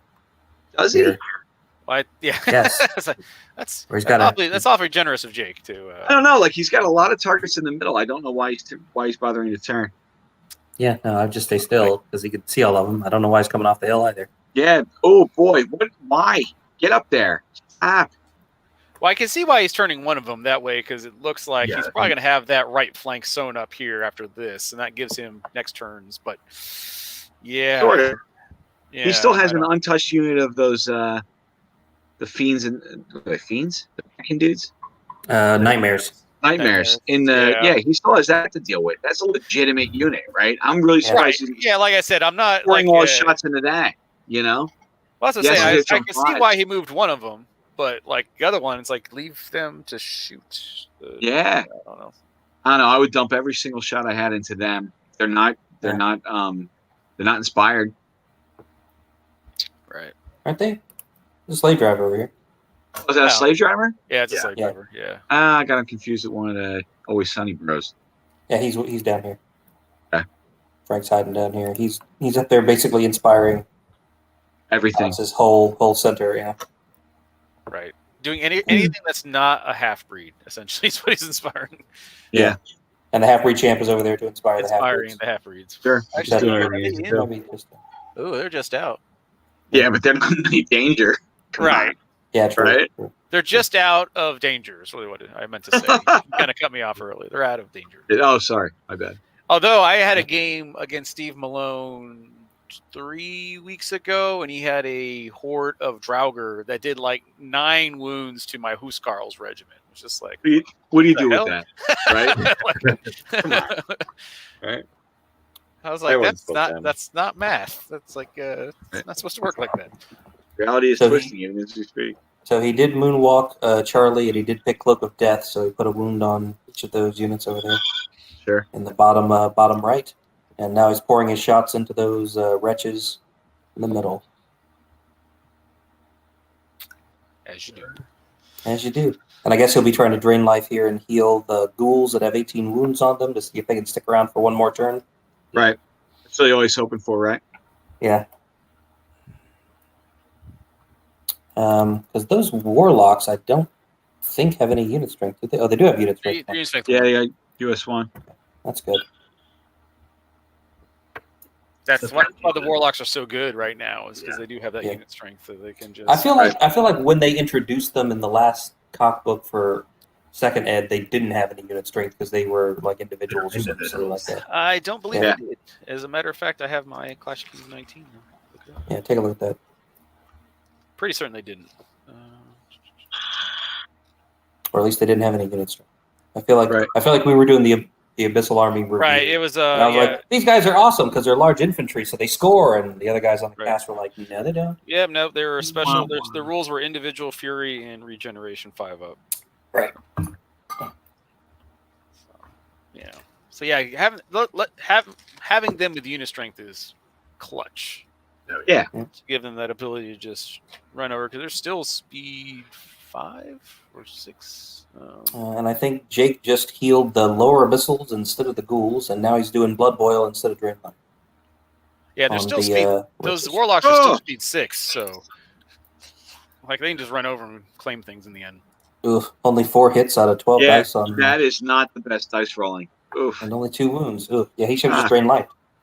Right. FFS. That's probably what he's saying right now. Yeah. Mm-hmm. An 8 though. That takes some But a 4 will not. 4 will not. Yeah. Suck it, Jake.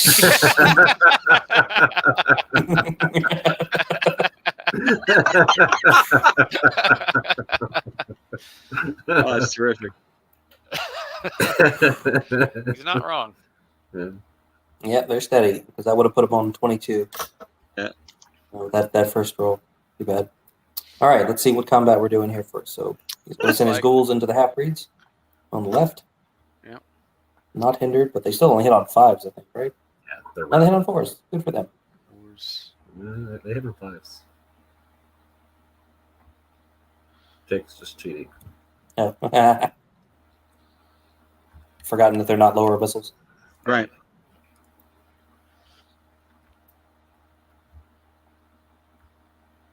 Yeah, he corrected. There's a second roll. There's a second roll. Right. Steady, yeah. He did what? 1 wound? Yeah, looks like it. Yeah. Not an enchilada.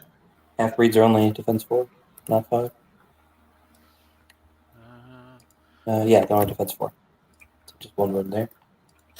Which they'll probably regen back next turn. Yep.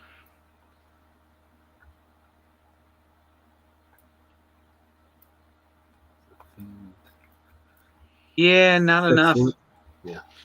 Not enough. Like, pretty good. 6 wounds on 7 dice is not bad. Yeah, not but enough. not enough. Right. With brutal, you need a 9 twice to take him off. Right. Yeah. Okay, looking for 5s here in the flank. It's 18 hits. That's the Pathfinder unit. Yeah. Oh, yeah, even better. Oh, you're right. Yeah. Yeah.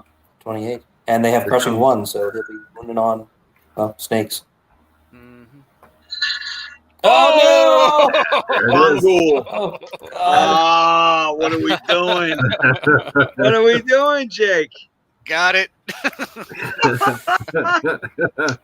Oh, come on, man. Oh, my dogs That's just upstairs are rude. like, my dogs upstairs are like, what the hell is going on down there? Right?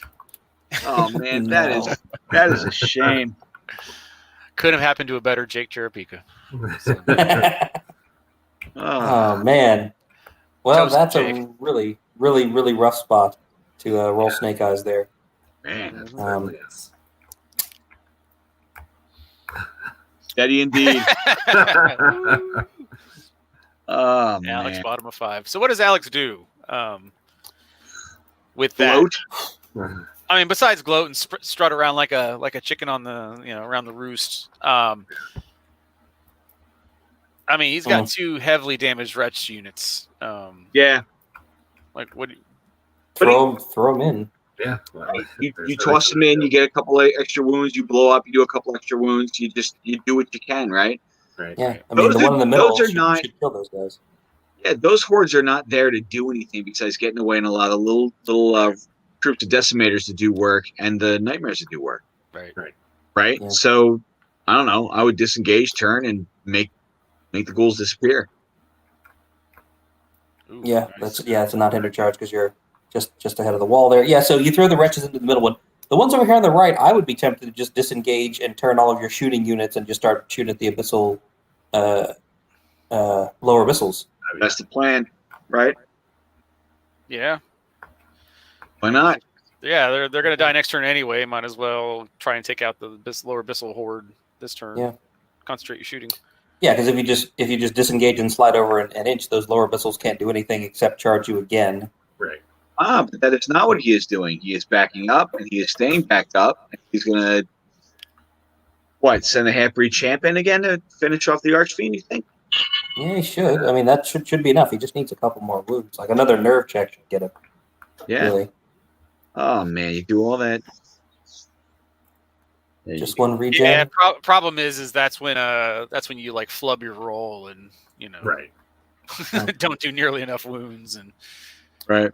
So this game has been basically shaped by a couple of big nerve rolls. One was that big nerve roll on the Archfiend in the middle, Right. like a 10 and a 12 to pick him up. Yeah. And then again a big snake eyes over there that puts a flank that Jake really should have sewn up back into play. Right. so And both looks- went against Jake. So Both went looks against like Jake, he's actually just going to shoot at the Yeah, Fiend. he's just shooting the fiend.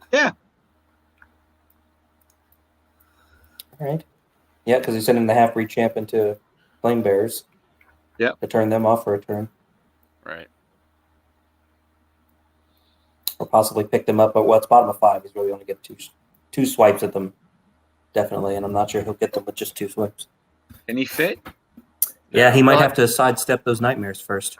Right. Yeah, but that's Or it's pivot okay. them even. I think. Or pivot them, yeah. Or possibly charge in as well. Yeah. No, probably can't slide No. You wouldn't be able to because these warlocks are in the way. Right. They can see him though. So I wonder if he's contemplating what we were saying, just disengage and allow the nightmares and the other decimator troop to open up. Yeah, just let everything shoot. You would think so. I mean, he's done the trick multiple times already this game. So. Yeah, and backing the nightmares up isn't going to give you space to fit them in. I don't think you need to move to the Right. left. Well, really, at this point, if he can get rid of 2 out of the 3 hordes, he'll be in a really good spot. Oh yeah.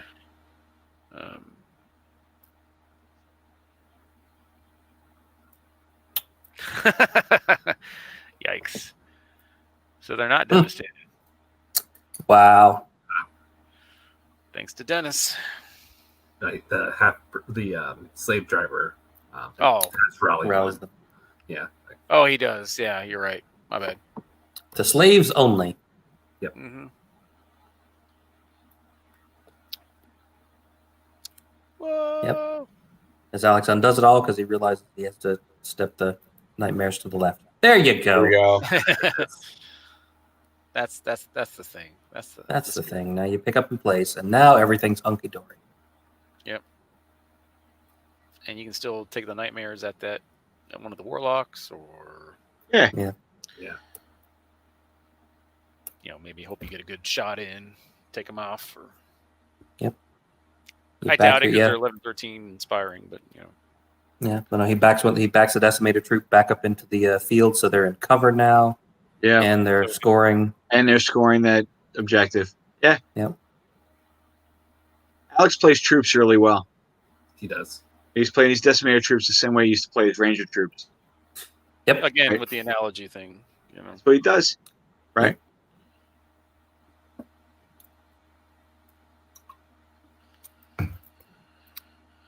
Dwarf Rangers are really, really good. They're really, really expensive. right? They're really expensive, but they're worth it. Expensive. Don't Are they like still what, worth it? What's that? they're like in what, this edition? 125 or something like that, or Are they still worth it in this edition? I don't think so. Alex No? Alex agrees with me, so that's how I know I'm right. Okay. I was about to say, if only there was some website where I could look up what people thought of individual units, I could know that. Yeah. I wonder Hmm. what that would be. Hmm, You can take maybe a I look should at go. my free dwarf review on -28 if you'd like, where I compare it against Alex's Imperial Dwarf review on -28. It's really very good. My mom read it. She thought it was great. Everything you do is wonderful, Michael. Excellent. Excellent work. So good. That And did I tell you guys that I got a nasty gram from Google that our site had been flagged as defamatory, and they were turning off the auto-served ads to one of our articles, and I had to Why? appeal it. Because it was the dwarf army review. They flagged it as defamatory because they thought it was talking about actual dwarfs. oh my I'm God. guessing. You thought we were talking And about like literally all I had to do was just like appeal and wait for somebody to go actually look at it and be like, oh, they don't Right. mean actual like real life dwarfs. This is okay. Right. They Yeah. turn the ads We're back on. we're not reviewing little people. Right. Read some Tolkien. What are you doing? All right, moving on to shooting here in the bottom of turn 5. Yeah, he's definitely going to be. Just ping it. That's all you got to do is just tap it. Yeah, 1 or 2, and he's Paparoo. leave now. 2 hits, 1 wound. That's Mm. enough. Powers through 1. Okay, Right. that's really all he needed. 6 hits. Are they in range? Good question. Oh yeah. 6, 9. Yeah, okay, just barely. Sure. So 1 more wound. So 2 total. And then a 6. And does that guy inspire himself? He must. I don't Yeah. know these. The fiend has inspiring. Okay. Yeah. I'll need to roll that nerve check again. Or I guess maybe that wasn't a nerve check. No, he's got the nightmares and stuff like that. He's probably shooting them at the warlocks or. Oh, those are the vicious rolls. That's what that was about. Yeah. Got it. Yeah, abyssal fiends do inspire. So. Okay.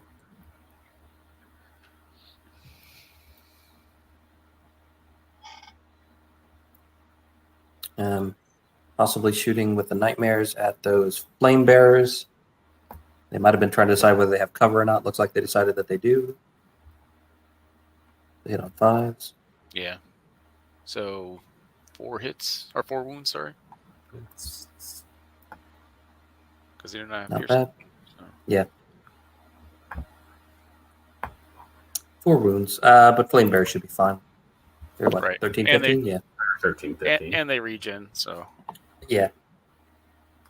So what we got here? Nerve check, starting with the fiend. 7, 7 and an 8. 8. Yeah, I should take them out.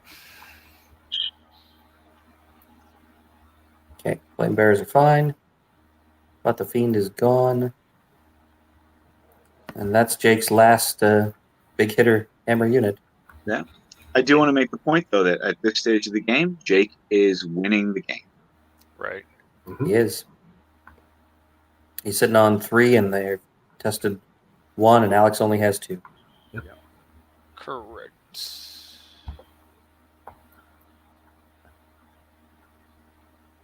This is him trying to punch Charlie down there. Does 1. And rolls an 11. Charlie does not inspire. I don't think. Briggs. So that will be a bonus point to Alex. He gone. Charlotte's going to go do what he does best. Hide in Right. the basement. Paint.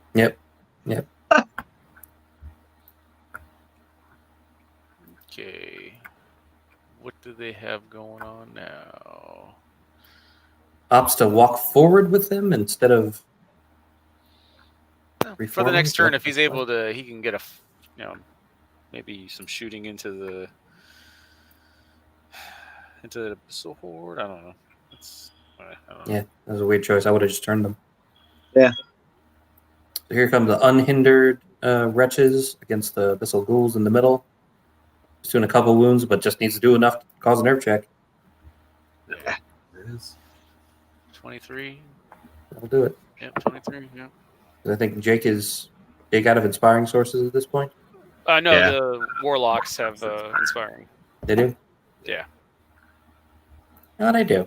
They're really good. Yeah, Yeah, they're really. they're super really- So he's got inspiring on that side at least, but Yeah. he's running out of I guess major scoring units would be kind of more the issue at this point. So. Here's the half-breed champ. 4 wounds. Uh, Wait for some. And a 10. That's going to be a waiver. Yep. But they have Fury, so meh. Yeah, but they don't really strike They- back all that hard. They hug a lot. They don't fight Yeah. a lot. yeah. They 10 just attacks snuggle. on 5s. So Attacks on 5s. Not going to do much. right. No. It's funny, like Jake now has to take all of his shooting and pop that unit in the middle to get him off the token. Yep. Which I mean, he's got one. Oof. Oof. There. 13 wounds. That seems like a lot. Yeah, that seems excessive. No, that's 10 wounds, right? Because they're defense 4, and they're only crushing 1. Right. Still, No. 10 wounds. 10 wounds from cavalry on a countercharge. Yeah, and no leadership. Ugh. Please leave now. Yep. So now you can just walk him up and claim that objective if he wants. Looking grim. All Alex has to do is avoid Jake shooting there too. If only Jake could shoot twice. And there's a Right. walking forward into the woods, which Yeah, puts it he's on. got it. Okay, so that's 3 That's points for Alex now. 4 points for Alex. Yeah, Alex. 4 to 2. 4 to 2. Right, but I don't see that Wretch Horde lasting long. No, Yeah. but Jake doesn't have anything on the left-hand side that can get either of those away. Right. So that's Right. that's easily 3 that Alex has. Right. Alex could, if he had a couple turns, he could turn around the half-breeds on the hill and run after this token that's over here. Right. So right Uh, now, the only thing that Jake can really do is tie, and he has to control the 3 on the right. Right. Ugh. Not a good position to be in. No. That's basically where I was in my game on Saturday. Like I needed to claim 3 to tie it, and then Right. it came down to the final nerve check of bottom of turn 7. Ended up losing it. Ooh. Yeah, I needed. So I needed a 6 twice. I got a 6 and a 3. I was like, Oh. damn it, so close. What's he doing crossing the wall? He's going to try. So my guess is he's realized that he needs to both kill those wretches in the middle and keep those nightmares from just walking up and taking the token. He has to be within 3 inches. Yeah. Oh boy, the joy going first. So he's going to try to box him out. Yeah. 'Cause those guys are nimble. They can get in some good spots. They can. Indeed.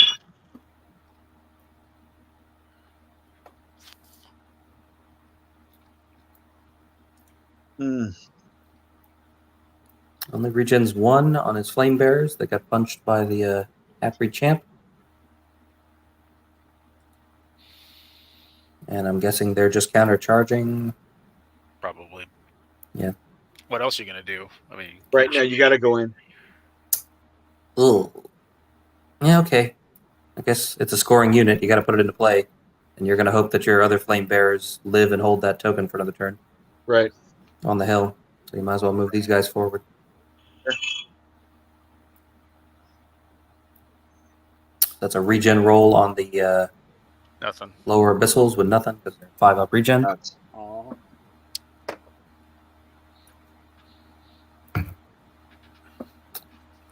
All right. Let's see if we can pick up these wretches. Gonna try.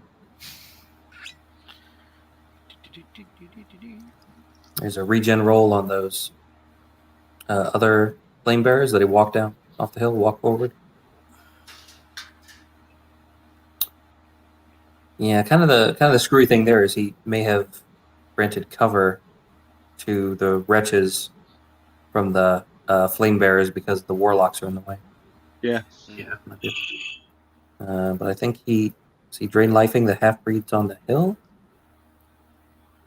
I think he's drain lifing the half breeds on the hill Just maybe Yeah. hoping for that for 1. Yeah. for a 10 Same points. thing. Yeah, hoping to power it through. That would Here's change a the little spike. bit, but yeah, Alex can just send that decimator troop over to grab that token. So Right. Sure. 2, 3. 2 more. Mhm. Huh. 3 more. Oh yeah, they're piercing 1, so 3 more. Piercing 1, yeah. That's pretty good. Has Jake forgotten to heal someone with those spells? No, there they're you go. firebolts. It's not drain light. They're firebolts. Oh, it's not drain life. Firebolts. Yep. Yeah. Oh, because yeah, it's way too far away to be drain life. My bad. So 2 Ooh. wounds. Oof.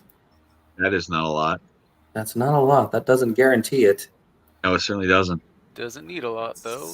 Yeah, he needs a 5 twice, I think.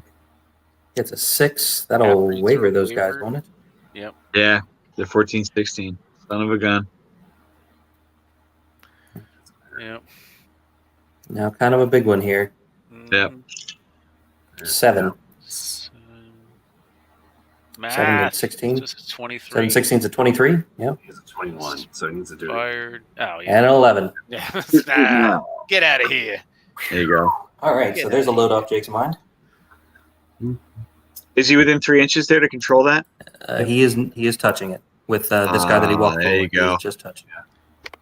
Provided the nightmares just don't blow him off the table. But Yeah, punk him, right? Or Yeah. just walk forward and get it with having It's going to be very tough for them to walk forward enough to get it because they Right, got 'cause a toe in the woods right, so they're yeah, hindered. yeah. and they got to get around him. All right, lower abyssals should have no trouble. You would these think not. wretches on a counter charge. Right. Just a question of how much damage they'll do back with last breath. Mm-hmm. Right. Probably won't be enough though. No, I mean they only got 2 wounds on them. It's just like if Alex focuses fire on them at this point, It's like a max No, they're of probably what, fine. 6 damage he could do, like complete max off the last Yeah. breath. Yeah. yeah. So yeah. At max he goes to 8 wounds and yeah, he'll be alright. You got the Well, 6 there's 6. and 6 damage. What? Come on, come Oh my on. god. Let me put on Insult to my injury. let me take off my Nostradamus hat. Hold on. Right. Yeah. Yeah, really, right? Insult to injury. Seriously. That is ridiculous. That is a pretty dumb. Agree, Jake. Bunch of garbage. Yeah. Bunch of garbage. So does this open up that maybe Alex can focus fire on that horde with the decimators and the nightmares? Yes. Maybe. Even I though mean, they're in the woods, I don't think it'll matter. and they are still. They're in cover and inspired. Yeah, I don't know. So it's not great. Oops.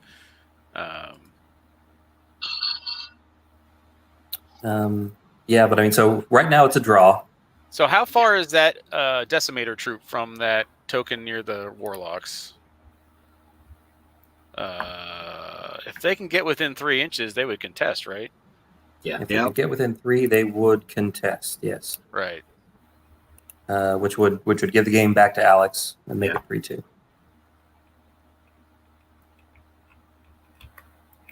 Looks like. Well, I guess at that point, do you risk that? Do you move up and just hope there's not a 7?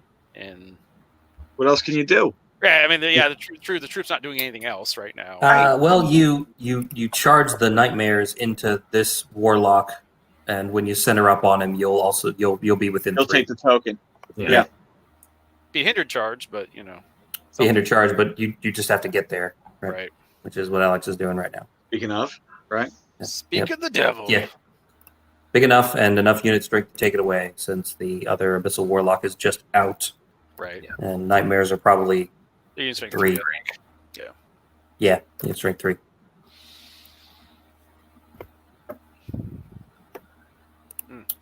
So unless there's a turn 7, this is going to be a 4-2 for Alex, but he just has to win by 1. Yep. And then it'll come down to attrition points. And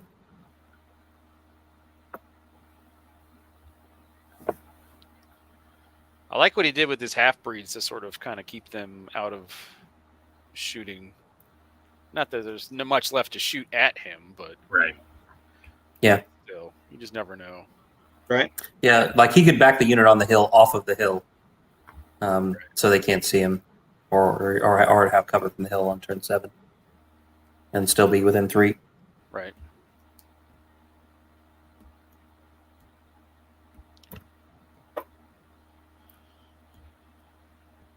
Moving in Frank. All right, so Alex is definitely going to get the bonus points for killing more monsters. Right. Because he's killed 3 of them. He's going to get the point for killing more individuals, I think, because he killed both a succubi, a seductress, and Charlie. Yeah. He's going to get a point for Killing Charlie. killing Charlie. He's going to get a point for killing Charlie. Yep.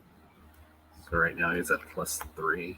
Yeah. And Jake, I think, killed 1 abyssal half-breed, but that still puts him down 1 to Alex. Right. And Alex didn't bring any monsters or living legends, so there wasn't anything he could do about that. Yeah, that was another reason why after my game on Saturday, I didn't take Hrim anywhere after he killed that Scarecrow Regiment, because he was like the one living legend on the entire table. I'm just like, I'm just gonna hide him here behind this forest. Yeah. Like, I'm not gonna risk him getting shot off by something. You want shenanigans? I was just about to say, Alex, why are you walking your decimated troop off of the winning objective? He agrees with you, apparently. Stop it. Quit it. What are you doing? I think he's trying to figure out if there's a way he can get within 12 inches and 3, 6, 9, 12, which he can. You can get within 12 and stay within 3. I mean, there'd be cover, but better than nothing. Yeah. Better than nothing. And move the other troop up just in case it's turn 7 and you need to pile it in the middle some more. Yeah. Go. Let's do it. All right. Yep. Let's see if we can get rid of this horde. Gotta take some big rolls. They're in cover. Mm-hmm. They don't have a ton of shots. Inspired. Yeah, it's gonna be. And they're inspired, yeah. Yeah. 3 hits. Yeah. Still 2 3 wounds, right? Are they piercing 1? They Decimators, should yeah? be. Yeah, decimators. Yeah. It only defends 3 with 2-handed weapons, so. Yeah. So 6 hits, Ugh. not bad. Come on. All right, 2 vicious rolls coming up. Both wound. Jeez, oh man. Is that 6 wounds. 6? Ridiculous. And he's got Frank as well. Yep. Pew, pew. So there's Frank. Got 1. Still, that's 17. 17 on a 20. And they're 2022, is that right? Yeah. 2022. Yeah, you're right. So 5 twice. Yeah. Eminently do. Oh man. So 2 wounds to that warlock. Yeah. Wow. No, Full song. Right. They're fine. Now the lower abyssals. What we got Yeah, here? Lorbus, the one that matters. One that matters. Yeah.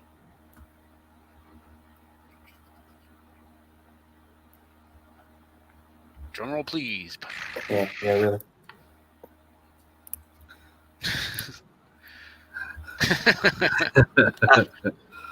Got him once. Got him A twice. 6 and a 6.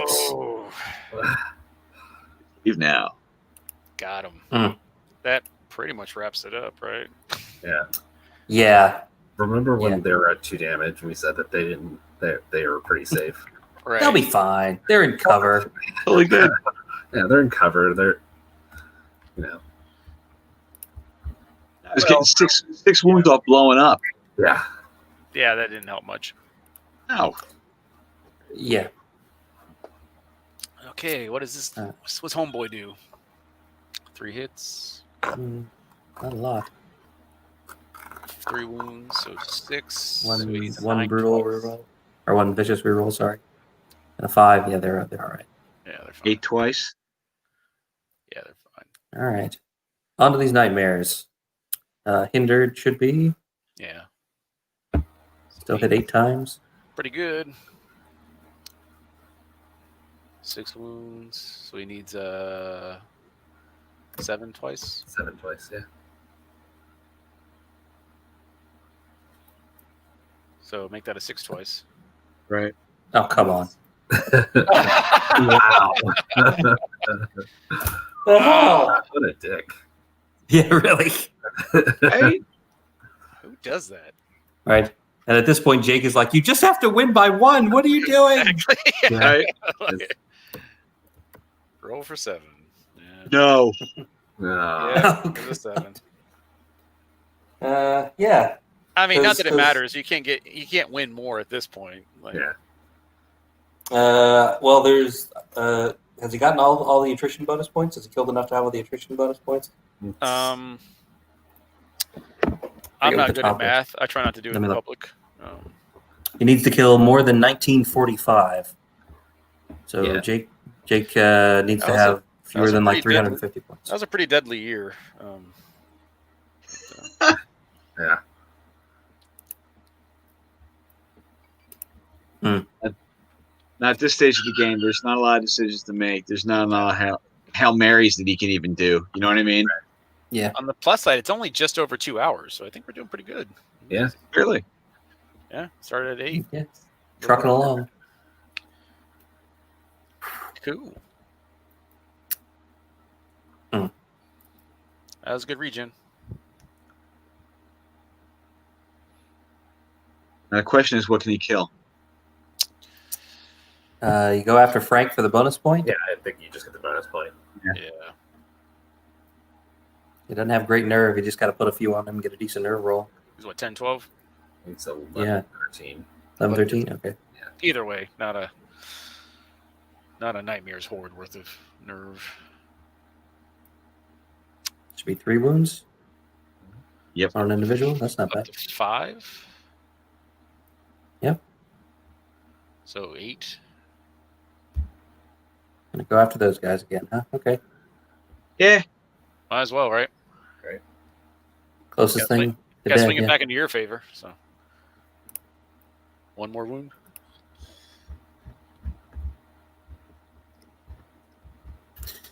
Gets another roll on him. Here we go. And then 8. 8.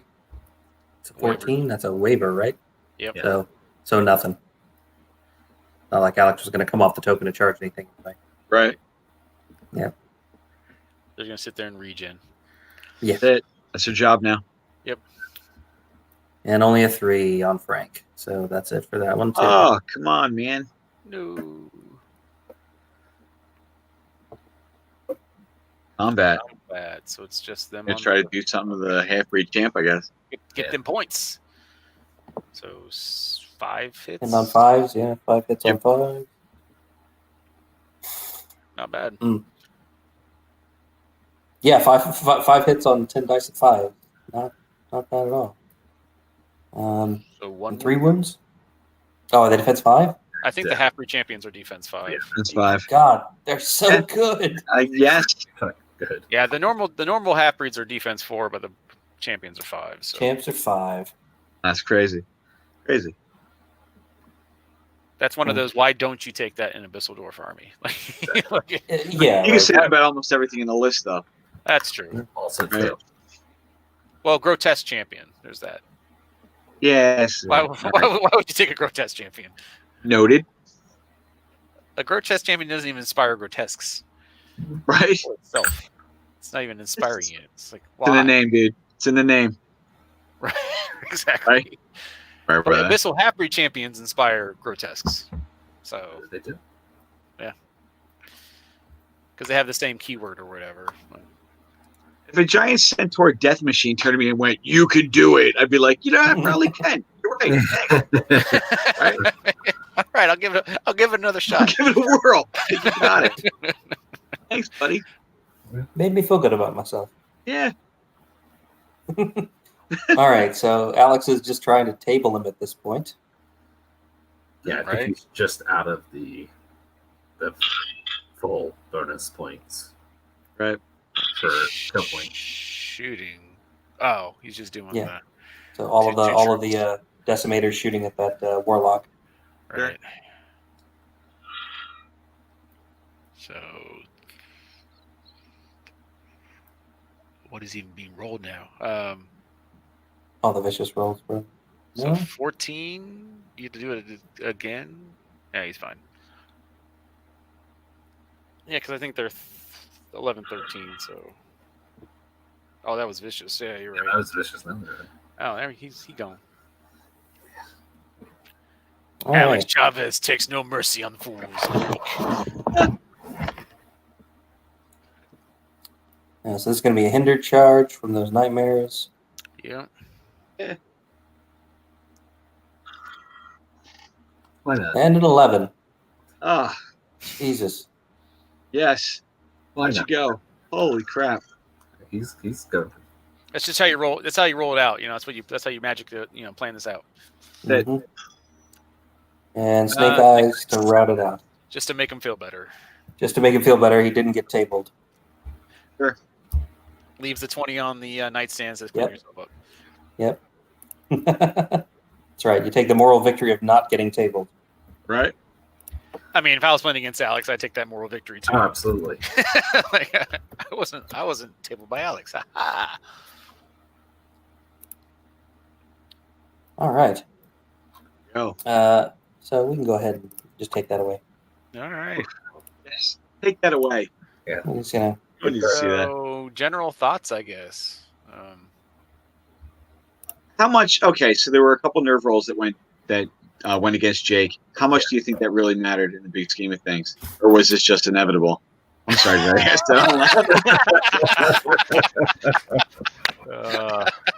Well, certainly, like Alex rolled more 10s, 11s, and 12s for nerve than I think I've ever seen in the game. Oh yeah, Right? dice for hot. That's the key to greatness in King's Alex and I were Everybody chatting, knows. and he was like, "I feel like if you hadn't flubbed a couple of these rolls, it'd at least be close towards the end." And I was like, "Fuck you, Alex." Here's your family tag. Yeah, definitely snaking those wretches with lower abyssals in the flank. Their Yeah. late game And kind then of taking put up. 6 damage when I finally killed them. Right. Yeah. Yep. That And was then garbage. and then like the decimator troops just opening up and doing twice as much damage as they should have. Right. Oh, yeah. The next turn. Yeah, because we were talking about that. We're like, with 2 wounds, that should be fine. Yeah, that'd be good. The Oh, flame eight bearer, wounds? Okay, the flame yeah. bearer's missing with all but 1 hit on 4s to hit on the wretches, and like right around mid game and doing Yep. 1 wound. And I was like, "Oh, this blood boil's gonna be real good." Yeah. Blood boil kind of flip. And also we were like, oh my god, is he gonna remember that unit is brutal and that he just killed those half breeds or not? Like, Oh yeah, did he yeah. say something? Steve's the TO. It's kind of up to him. He didn't Caught have- it last minute. I double Yeah, checked we- and I was like, "No, they're not brutal." And I was like, "Let me check one more time." Look what Yeah, I I'm know how you looking check Yeah. and then say they're not brutal. That was impressive. So there was one thing that happened kind of early on where you charged one of the abyssal fiends into a half breed that had charged like the seductress Mhm. previous turn, and we were looking at it, and it looked like the archfiend could have also jumped over the wretches and also hit the same half breed, and you could have double charged there. Was that something you didn't see because you sent the archfiend into the front of another unit of half breeds? Was that a charge that you just didn't see, or did you decide not to take it, or you thought you couldn't fit, or?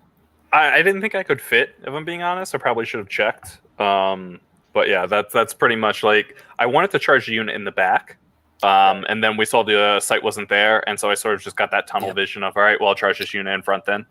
Yeah. The lines coming square off of the units by clicking on the abyssal fiend. You can see the line going straight across and see that there would have been enough space would to have been actually enough drop the space. archfiend in there. Yeah. Like Oh, that's a couple of good to know. pixels Just spare, right. but like But that's one of those sort of rough things. So Alex, how many games have you actually played with this list? We were trying to figure that. Close your Okay. ears, Jake. What's the guess at? He already told me. Well, yeah, no, I think we had guesses that this was your first time, and I said if you played it at all, it's less than 3 or 3 or less. Right. So it's actually my 4th game. So yeah, so exactly, yeah. So you'll see a quick plug here. I'm running a Dash 28 article on the Rat King slaves, so you'll see that soon. I wanted enough experience to at least pretend like I knew what I was talking about, you know. So, Sure. yeah, got at least 4 to You now 5 have games. more experience with the army than almost anybody else. Yeah, that is safe to say. I think he's doubled up the experience of just about everybody else in the Kings of War community with 4 Yeah. Don't sleep on him though. I'll tell you right now that list is not lost yet. So it's I think it has a lot of nice tricks in it. Right. Yeah. And Jake, how many times have you played this particular abyssal list? Is this just a new thing you're trying out for this tournament? So this is my 6th game with the Abyssals. They've all been on UB. And if you've heard me talk on Unplugged Radio, UB is not something that I'm super familiar with. So there's certain like checks of line of sight and different things like that Alex had to help me with. Yeah. So I was really glad I got to play him with the first game because like I don't know if this is line of sight. I have no idea how to check. Yeah. How do I wasn't do too this? Yeah. Cool. No, it was. I liked it. It was pretty interesting to see the kind of. Oh, question is it? Why did you, Jake? Why did you decide to go first and kind of move up the way you did? I guess that's what Yeah. kind of So- conversation early on. I wanted to shift forward. His half breeds are faster than Mhm. pretty much most of my list, minus the Abyssal Fiend and the Succubus. So I want to claim that board space fast to Right. force them to start grinding because I had enough unit strength with the idea that those 2 points further back I could sit on, and if we Mhm. start grinding that mid table, hopefully I can make it my friend. And I also wanted to jump on that hill as soon as possible, start blasting people. Right. That's what Mike had pointed out. Like bottom of 2, he's just like, haha, yeah. Yeah. Yes, Yeah. it Yeah, was work. I saw That the hill hill, is nasty. you know, yeah, just start shooting. And if I had gone second, he can basically just push up that much faster. So I really wanted to try to contain. Okay. Yeah. Didn't work. Well, I mean, three regiments of abyssal half breeds. That's hard to. Yeah. That's Yeah. hard to hold down. Yeah, they rolled well too. They were really hot tonight. They were. Any other questions from the commentators? So one of the things we spoke about was this idea of you may not know the list, but you know the units in the list because you know other units that act like the units in the list, right? So I made the point later in the game that your decimator troops are very similar to your ranger troops, right? You seem to play them very similar on the battlefield. Is that kind of how you approach approach a new list, Alex? A little bit. I think I do agree that because I actually have some. Believe it or not, I played Ratkin quite a bit. So I was actually vaguely familiar with how like slaves work and the viability behind them. I did kind of take that element, but I think I played in a more layered approach in this army where I had the ability to like, hey, I can throw slaves in the way, they can blow up and do some damage, and then the decimator is going to just clean up whatever is kind of left over. So Right. that was kind of the general principle behind the list, and you know it's been working so far. I think they're similar to Rangers. The only thing is they don't have the combat strength. So even though they did kill a unit in combat this game, that's usually never happened. So like Didn't have to. yeah, so I kind of wish they kept the vicious in combat like they did last edition. I think they lost that, so that it would make them a little bit more viable in that sense. But yeah, I think they play mostly from a shooting point of view. I kind of use them like a war engine, honestly, more than anything. I see. Right. Cool. And then, Jake, I have a question for you. You would purposely put together a list for UB that you would take on a table, Mhm. right? Take on the tabletop. So you've had a couple of reps with it now. Is there any changes that you would make, or are there any units that you think that you wouldn't feel like painting based on their performance? The only things I'm shaky on right now are the Fiends, and based on model choice, those are the things I most don't want to lose.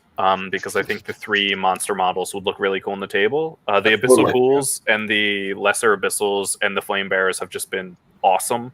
They've been super fun to use. Right. The Fiends are the main thing that they're such an odd unit that I still need to sort of wrap my head around them. Right. And 15-17 is kind of a vulnerable nerve point I've Yeah. noticed in this edition. Like, Well, and they don't have Nimble, but they're Speed 7. They don't have Strider or Pathfinder, but they hit on 3. So they're in this weird place where they're super cheap. So they're definitely fine as they are. right. But you Right. have to figure out how to use them as them, not as similar units of that type, because they're not quite a giant. They're not quite an Archfiend. They're in this weird Right. in between. Right. Yeah. Cool. Makes sense. So, They'll get Alex, it eventually. we'd have to check how many points that Oh. Jake routed, but Alex got the full 24 points for the tournament win. Yep. Sweet. So you can play, you can play No. Ezekiel from Argentina as your No, player. it was only 23 because he. Because I didn't have any living he didn't have legends. the living Ah, legends. okay, gotcha. So it's Right. 23. Okay. Kill them. Yes, as I was telling him, like the monsters and the Frank, Individuals. Charlie dying. Yep. There's the 2 extra points, right? So or 3, right? Or is it 3. Yep. up to 3? Okay, got it. Yeah. Cool. Yeah. All right, guys. Well, thanks a lot. That was a super fun game to watch, even though like towards the end it kind of crashed hard against Jake. It was fun. Definitely fun there in the middle, and there were some big swings and some big die rolls. Yeah, there's definitely so- a turn where Jake was starting to pick up some stuff. We're like, whoa, okay. It's nice to- Yeah, like that's the interesting, yeah. like the turn after you lost your Archfiend, you like killed 3 units and routed and like wavered a 4th one, and we were like, Wavered okay, a maybe Retchford. I think you took out Yeah. one of the Abyssal Half-Breed regiments. One of the half-breeds, and yeah. took out another Retchford. It's just like, okay. The it's list gonna is be fun. tanky enough that it has some fortitude, but I just couldn't quite. I've got to play it more. Well, it's funny because at the end of turn 3, you had the right flank and he had the left flank. I'm like, Right. okay, there's something going on here, and then it just didn't Yep. hold up. I needed to be able to pivot that shooting to shoot to the flank I was losing, but I Yeah. couldn't because then I'd lose the flank I was winning. Yeah, So Right. what you need to do is just need to roll a bunch more of 11s and 12s on your Yeah, you just need to roll really good nerve. Need a victory. Everybody knows. Exactly. Yeah, Yep. this is All right, so congrats to Alex, and good luck Thank to you. both of you in the remaining rounds of the tournament. For Buddies. people who are interested, we will probably be broadcasting some more games from It's Always Sunny in Pannithor in the coming weeks. You can follow along with the results of the tournament on Tabletop TO or on Facebook, which will probably just have a link to Tabletop TO since that's where the ladder is, in either the UB group or the Facebook event for the tournament itself if you're looking for more information on it. Yep. Um, I post pretty much daily updates on Mhm. both the event page and the UB2 Facebook page. right. Awesome. Yep. All right, folks. I think that's all for this evening. So I'd like to thank Mike Rossi, Felix Castro, and Steve Forrester for hanging out with me and watching this game. And I'd like to thank Alex and Jake for letting us look over their shoulders while they played. Until next time, I'm your host, Mike Atkins, saying you stay safe out there. And we'll see you next time on Dash 28 Live. Take care, Bye, guys. everybody. See you.